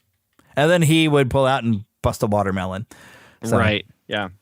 Now, here's the surprise hit. I'm calling it a surprise hit, although a lot of people have a lot of expectation. I was like, please don't be bad. Please don't be bad. November 17th, The Christmas Story Christmas. Which I haven't watched yet. So actually worth watching. I'm very excited to. Yes, actually worth watching. Gets all the warm feels going again. Not as good as the classic Christmas Story, but good. And then, of course, we covered that in pretty well in a few episodes ago. Jason David Frank, at age 49, passed away on November the 19th. Now, I was not a Power Ranger fan. I think I was just too old for it. And when I looked at it, I said, this is Voltron and Ninja Turtles with Jurassic Park thrown in. But Jason David Frank actually turned out to be a good Christian man. We talked about that. Started his own Christian MMA group and stuff like that. Unfortunately, also suffered from depression. And I already gave my nice speech that don't ever let anyone tell you that Christians cannot suffer from depression. It can happen. And it can get that bad where he did take his own life. It's very, very sad. So no matter what you are, tell somebody, talk to somebody, get help, get the medication you need, because you can't control some chemicals that go on in your head. You need help with some medication to do it. So, and I don't know if he was on any medication, but it's a very sad thing. But don't let anybody tell you that we can't feel depressed or have mental problems. It happens to everybody. So, all right, so next thing. Oh, wait, I had another thing on there, but I haven't gotten to catch up on anything. But also on the same day Jason David Frank died was also in Disenchanted, released on Disney+. I still haven't gotten around to watching it. Philip really loved it. And then Mickey, Story of a Mouse, which I've been intending to watch also. And Philip enjoyed, but he said there was a few things he didn't like, but overall enjoyed. Did you get a chance to see any of those? No, I haven't. Okay. I haven't. So we'll move right on to something else I didn't watch on November the 22nd. Yeah. 3rd. Well, Strange World I'm not going to watch. I've heard enough about it that I don't want to. Moving on. We'll put out that we don't want to get into it because, let's face it, Disney has flat out said that they have agendas that they're trying to teach, and this was a movie that shoved as many agendas as they could into one movie. And I don't want agendas shoved at me. I want you to tell me a good story. And this one gave two big ones for the price of one, which is why I think they didn't market it very much, because they're like, this is not going to go over well. And, there are a few people I saw on Facebook who's like, I kind of liked it, but a lot of people are like, what did you do, Disney? What have you done? I was amazed how quickly it was on Disney Plus, though. Yeah. I mean, it just in and out of theaters. Sort of like Encanto, which Encanto I didn't really care for either. It was okay, but I had some problems with it. It's just like, wait a minute, did they not think about this before they wrote this? So, yeah. Disney's just not, their animated features that I used to get so excited for. I'm now like, I was kind of excited because Strange World looked like it was going to be good, but then after I, read some reviews, I was like, oh, what they do. Well, those teaser trailers were just like, here's a world. Vagueness, and it's yes. weird and intriguing and. And then the story, and I don't want to spoil any story stuff, but after I heard what the whole story of what it really was, I was like, really? Did Greta Thunberg write this? Anyways, so moving on to something that was actually good. On November the 24th, our one-shot Guardians of the Galaxy holiday special. I was hooked from the moment they had the song where they messed up Christmas in the song. And you got Star-Lord going, guys, no. Santa's not going to kill you if you don't leave him cookies. I was laughing through the entire thing. This was so much fun. And even getting Kevin Bacon in there, and it still got you right in the feels by the end of it. Nice job, everybody that worked on that one. Just delightful. Just fun. Yeah, this is one I could see myself watching every year. Yep. Definitely. And partially because it's short. Right. So yeah. That helps. You can just watch it. Iron Man 3 is the other MCU Christmas thing, and that's longer. And then Hawkeye. It's 6 or 7 episodes of Hawkeye. But 45-minute Guardians of the Galaxy, I could do that every year. Yeah, definitely. All right, next thing I have on my list, and I can't see what day it's on, but Willow was released on streaming, and I watched 20 minutes of it and gave up. And we talked about that earlier in the episode. So we'll just move on to the next thing. This one impacted. Is this Christmas isn't Christmas until I hear Bob McGrath singing If This Isn't a True Blue Miracle. I don't know what one is. Bob McGrath passed away at 90. And I was even talking to the news director at the TV station I work at about, I saw the footage of his funeral at this nice church, and the choir stopped to sing a song, which Bob McGrath wrote. I couldn't watch the whole thing. I was like, okay. Oh, that was nice. Breathe. So, it broke me. I was like, it was kind of like if you ever watch some of Jim Henson's funeral and they come out and they're singing It's Not Easy Being Green. And, okay, I got to move on. But Bob McGrath, one of those people of Sesame Street that I grew up as a little kid. Again, these are people who are like that Mr. Rogers kind of a thing where they're just these loving presences. Yes. On the television every day, and they are stable, in those years where you needed stability. And for some people, that was the only stability that they had in their life, was like to turn on the TV and see Mr. Rogers or to see these people on Sesame Street. And and then for me, my children, they watch Sesame Street, That was slightly different, but there's some of those same faces. And I'm like, this uncle kind of character is still there, being an uncle to my kids. So yeah. And what's fun is you can still watch those old episodes on HBO Max. I like that. Sometimes I sit there and watch them, just like, the feel goods. Yeah.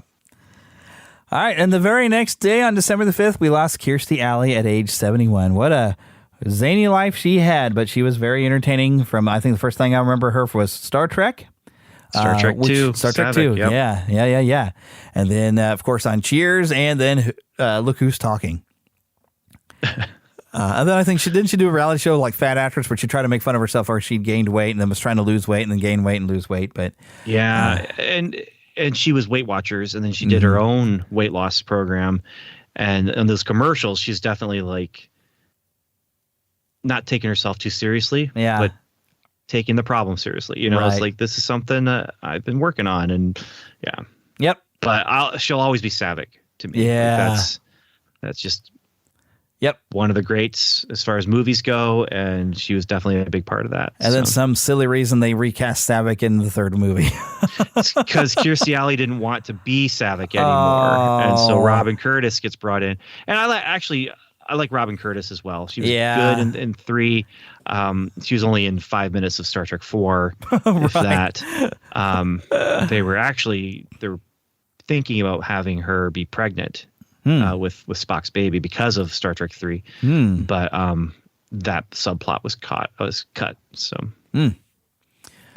All right. Well, the next big December event that I at least have to bring it up, December 16th, was Avatar: The Way of Water. Some people were super looking forward. Some of us didn't bother with the first one. So I was like, eh. But you're looking forward to this, so, go have fun.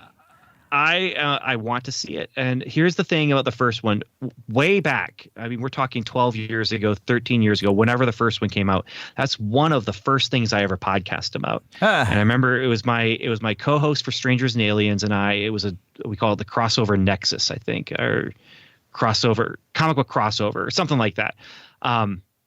And it doesn't exist anymore. We only did like 4 or 5 episodes, and we argued about Avatar, because I went and saw it and was just blown away by this 3D experience. And my co-host Steve was just, but the story was so dumb. The story was like this. That's pretty much what I've heard is like it was a spectacle, but then the story in this world. But it was one of those, like you were saying, I was never going to go back to it because I was never going to replicate that 3D experience of the big screen. Now I have 2 weeks ago, I watched it with my son on our big screen TV, which didn't quite replicate the experience, but was good enough because I was anticipating watching the sequel. And rewatching it, I was forgiving of the story, but at the same time, it was just kind of, this is not a great story, but that's part of what it does. It's not existing for the story. It's existing for the spectacle and the message.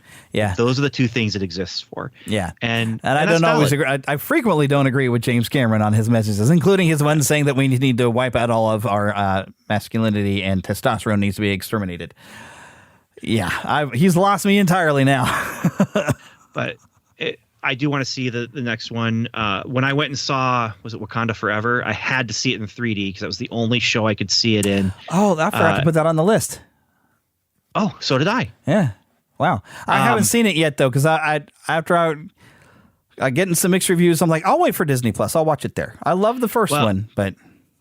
So the trailer for Avatar, The Way of the Water, the 3D was just astounding.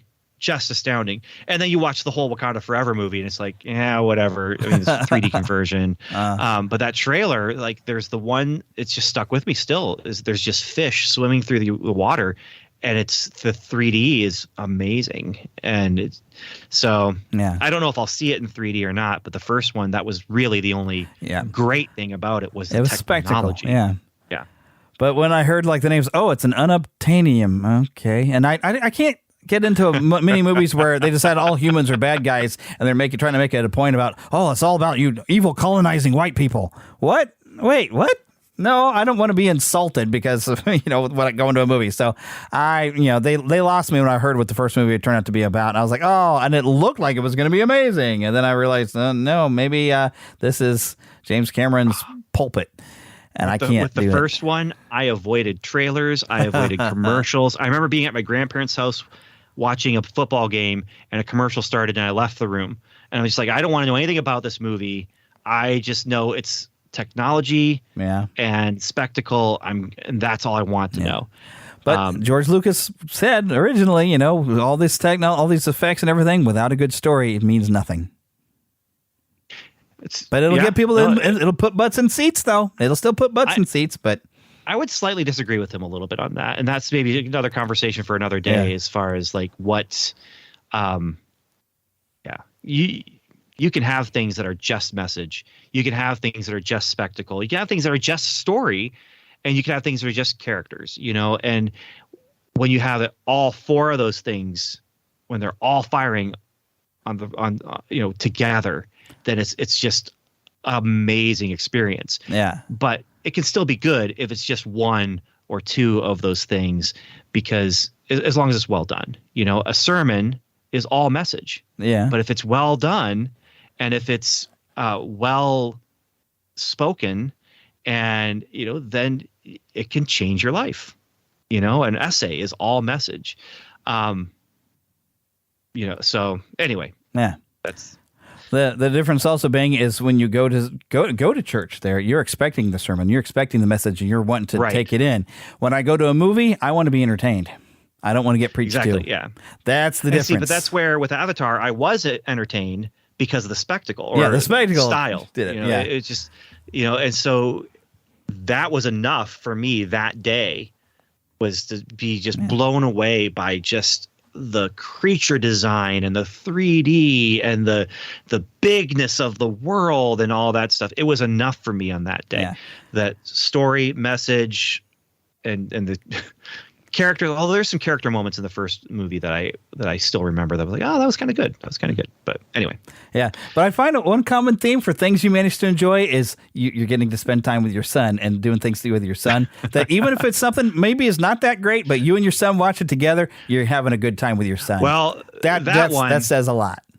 That one I was by myself. Well, that one you're by yourself. I mean, but I've noticed that rewatched it with my son. But rewatching recently, with your son, that's what I was thinking. It's like, a lot of these things that maybe they weren't great, but you get to spend time with your son and you're having a good time watching it together. And that's the important part of it, is that you're getting to spend time with your son and having fun with him. Exactly. So you and your son will go see the sequel and you'll have a good time together with your son. I sure and hope that'll be so. the important part. We'll see. We'll see. Well, because it's that time you're spending together with your son. I took my dad to some crazy stuff, like the live action Mortal Kombat tour. Had fun there just because Dad and I just went to go watch something that was completely stupid, really. But we had fun, and I think that's the key thing. Whether the movie is good or not, you getting to spend time with your son, just some father-son time, will make it fun. And that's the fifth thing. That's the fifth thing when I'm thinking about like if something's good or not is style, character, theme, story, fun. Like, fun, yeah. Is it fun? Are you? Yeah. You can have the worst movie in the world, and it can still be fun. Yeah. So. Which I guess for some people is like that with that Tommy Wiseau movie that I'm to The Room or whatever. I'm just not going to watch because people have had fun because it's so stupid. Then they laugh at it. I'm like, I would probably cringe the whole time and not have as much fun. That's Mystery Science Theater. I could probably watch if they were making fun of it that way. Awful movies. Yeah. Sometimes it's not completely awful, but usually awful movies, and they're having fun, telling jokes. Right. And for me, I used to letter comics as well, and I would just sit and I'm just doing the work, lettering the comic, and I have Mystery Science Theater on the next screen over, and it's like I'm in my office, but I have these three guys telling jokes. Yep. To me, I'm not alone. Right. So. And that's what makes that good, though, is them having all these jokes that they manage to make on movies and make fun of the movie. So, although sometimes I when I've watched it, because I think I've watched where they, in this movie they claimed that they were before Star Wars, but they were totally Star Wars inspired, and it has David Hasselhoff show up like halfway through it. I cannot think of the name of it. Star Crash. Yes. I actually kind of was paying attention to the movie while they were making fun of it. I was like, this is actually such a ridiculous movie that I'm enjoying the stupidity of the movie and their jokes. Yeah, Star Crash, no, absolutely was not before Star Wars. I mean, they lied. A Star Wars ripoff from go. Yeah. From day one, that was a Star Wars ripoff. Yeah. And David Hasselhoff thought, this is my Harrison Ford moment. And no. Yeah. I don't know if Mystery Science Theater has ever tackled this movie. And golly, I got to think of what the name of it is now. It's something Force. But basically, and Philip has a copy of this movie. It's one of those so bad that if you like bad movies, it's going to be good. Is it Magnum Force? I think so, where it's almost like you watch it, it's like this had to have been the inspiration for G.I. Joe. Because they have these ridiculous Magnum vehicles Force, and tight pants. I want to see Mystery Science 3000. If they made fun of that movie, I want to watch that. So they didn't, but some of those guys did it with Riff Tracks. Oh, Riff Tracks man. Did do Magnum Force. Oh, man. I got to watch that because making fun of that movie would make it worth watching because, that one was so bad that I laughed at some stuff because how bad it was. But, I could never watch that again because I'm like, that's 2 hours of my life I'll never get back. But I could probably watch some guys make fun of it the whole time. Oh my goodness. And that's a movie you watch and you're like, they thought that this was going to be like this big blockbuster, like they really had something. And I said, if nothing else, it's like somewhere Hasbro must have seen this movie and thought, we could do this with G.I. Joe. Well, again, I think that was after G.I. Joe. Right. I'm pretty sure that G.I. Joe, I mean, the new wave. Right. The G.I. Joe versus Cobra thing. But I don't know. When I watched it, I said, this is what a G.I. Joe movie could have ended up being. Definitely could have been. Yeah. Oh, goodness. I'm actually out of things. We made it. Yes, we made it. But now, of course, the only thing to throw on top of this is some stuff we might be looking forward to here in 2023. And heck, I just got to mention that game-wise, we've got Hogwarts Legacy coming, which your kids are going to probably be interested in. Me being a Resident Evil fan, the remake of Resident Evil 4, which I didn't know if I was going to be interested in because I love the original, but you know what? I'm kind of excited for that. So there's some upcoming games. Looking forward to the next Shazam movie, A Fury of the Gods. I think even Disney Plus, we've got the next season of The Bad Batch coming up pretty quick. I think January 4th. Ant-Man and the Wasp coming. Oh, Quantum Mania. Yeah. Guardians of the Galaxy 3. Yes. And hopefully Dune Part 2. That's so long as it took them to make the first one. I was kind of surprised they hadn't been working on the next part, but before they released that one. But I guess they didn't know it was going to be that good. But dang, was that good? Yeah, they knew, but they didn't know. I guess right. They were a little afraid. But it's like, you know what? Go ahead and take the risk. Go ahead and be working on that second part because we don't want to have to wait, another 5 years for you to finish because they put so much work and effort into that. And oh my goodness. Here's one. Rebel Moon. I don't know what that is. Rebel Moon is Zack Snyder's Star Wars pitch that was rejected. Huh. And so he took it and said, well, fine, I'll just turn it into an original concept. And so... Who knows with that one? Yeah, Zack Snyder can be a hit or miss. So it could be amazing or it could be, that was okay. We'll see. Yeah, I'm kind of curious. See.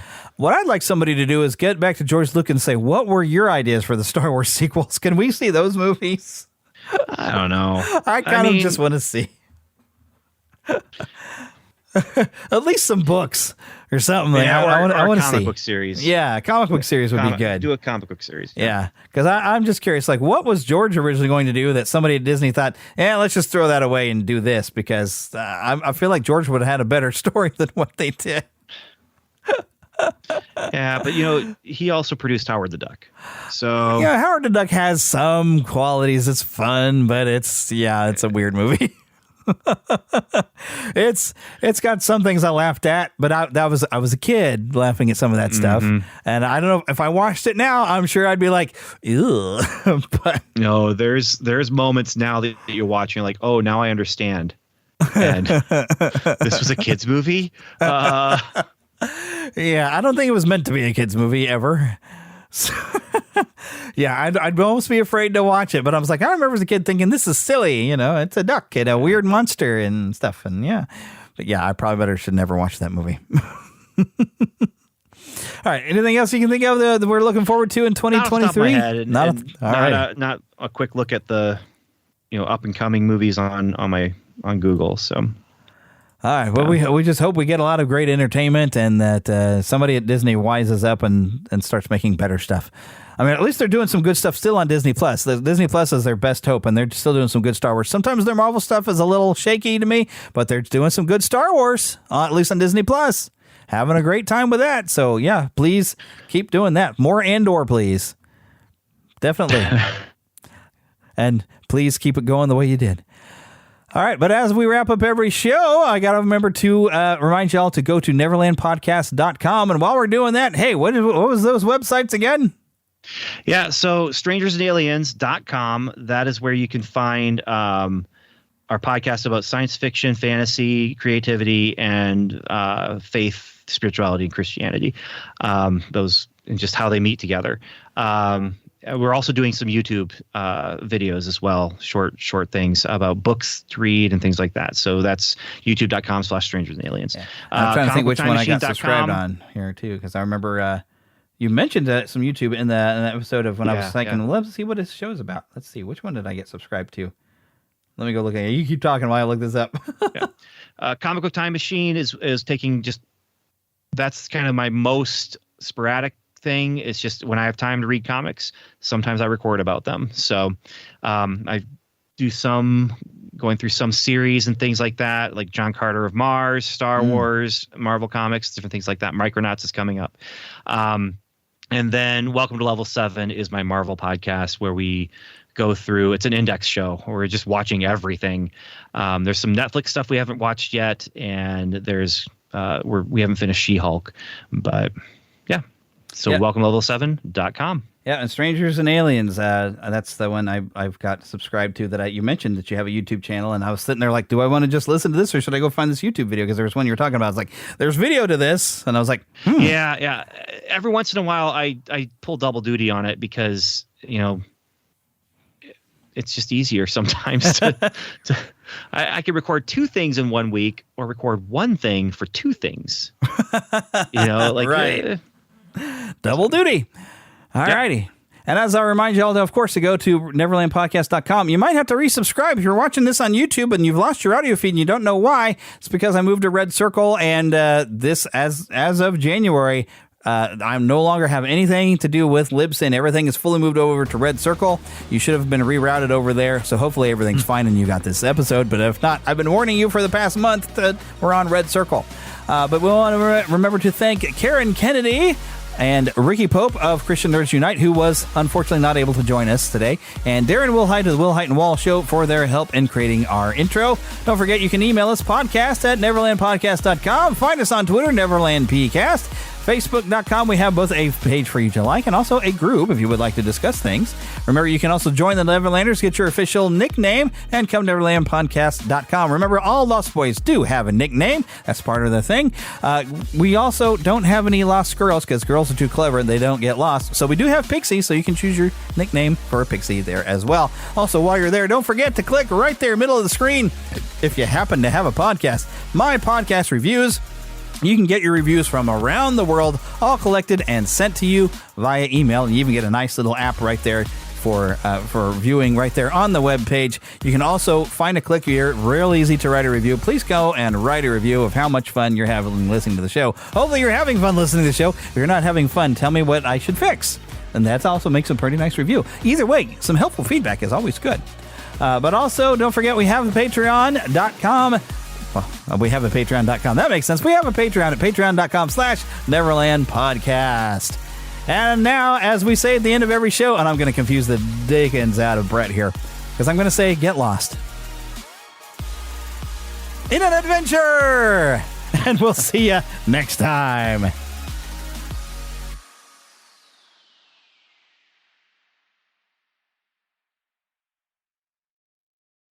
Why don't more infant formula companies use organic, grass-fed whole milk instead of skim? Why don't more infant formula companies use the latest breast milk science?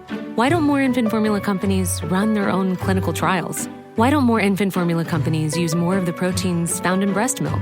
Why don't more infant formula companies have their own factories instead of outsourcing their manufacturing? We wondered the same thing. So we made ByHeart, an infant formula company on a mission to get a lot closer to the most superfood on the planet, breast milk. Our patented protein blend has more of the important and most abundant proteins actually found in breast milk. We're the first and only U.S.-made formula to use organic, grass-fed whole milk, not skim. We even conducted the largest clinical trial by a new infant formula company in a quarter century, with clinically proven benefits like easier digestion, less spit up, and softer poops versus a leading infant formula. And we make our own formula in the USA and our very own factories in Iowa, Oregon, and Pennsylvania. ByHeart, a better formula for formula. Learn more at byheart.com.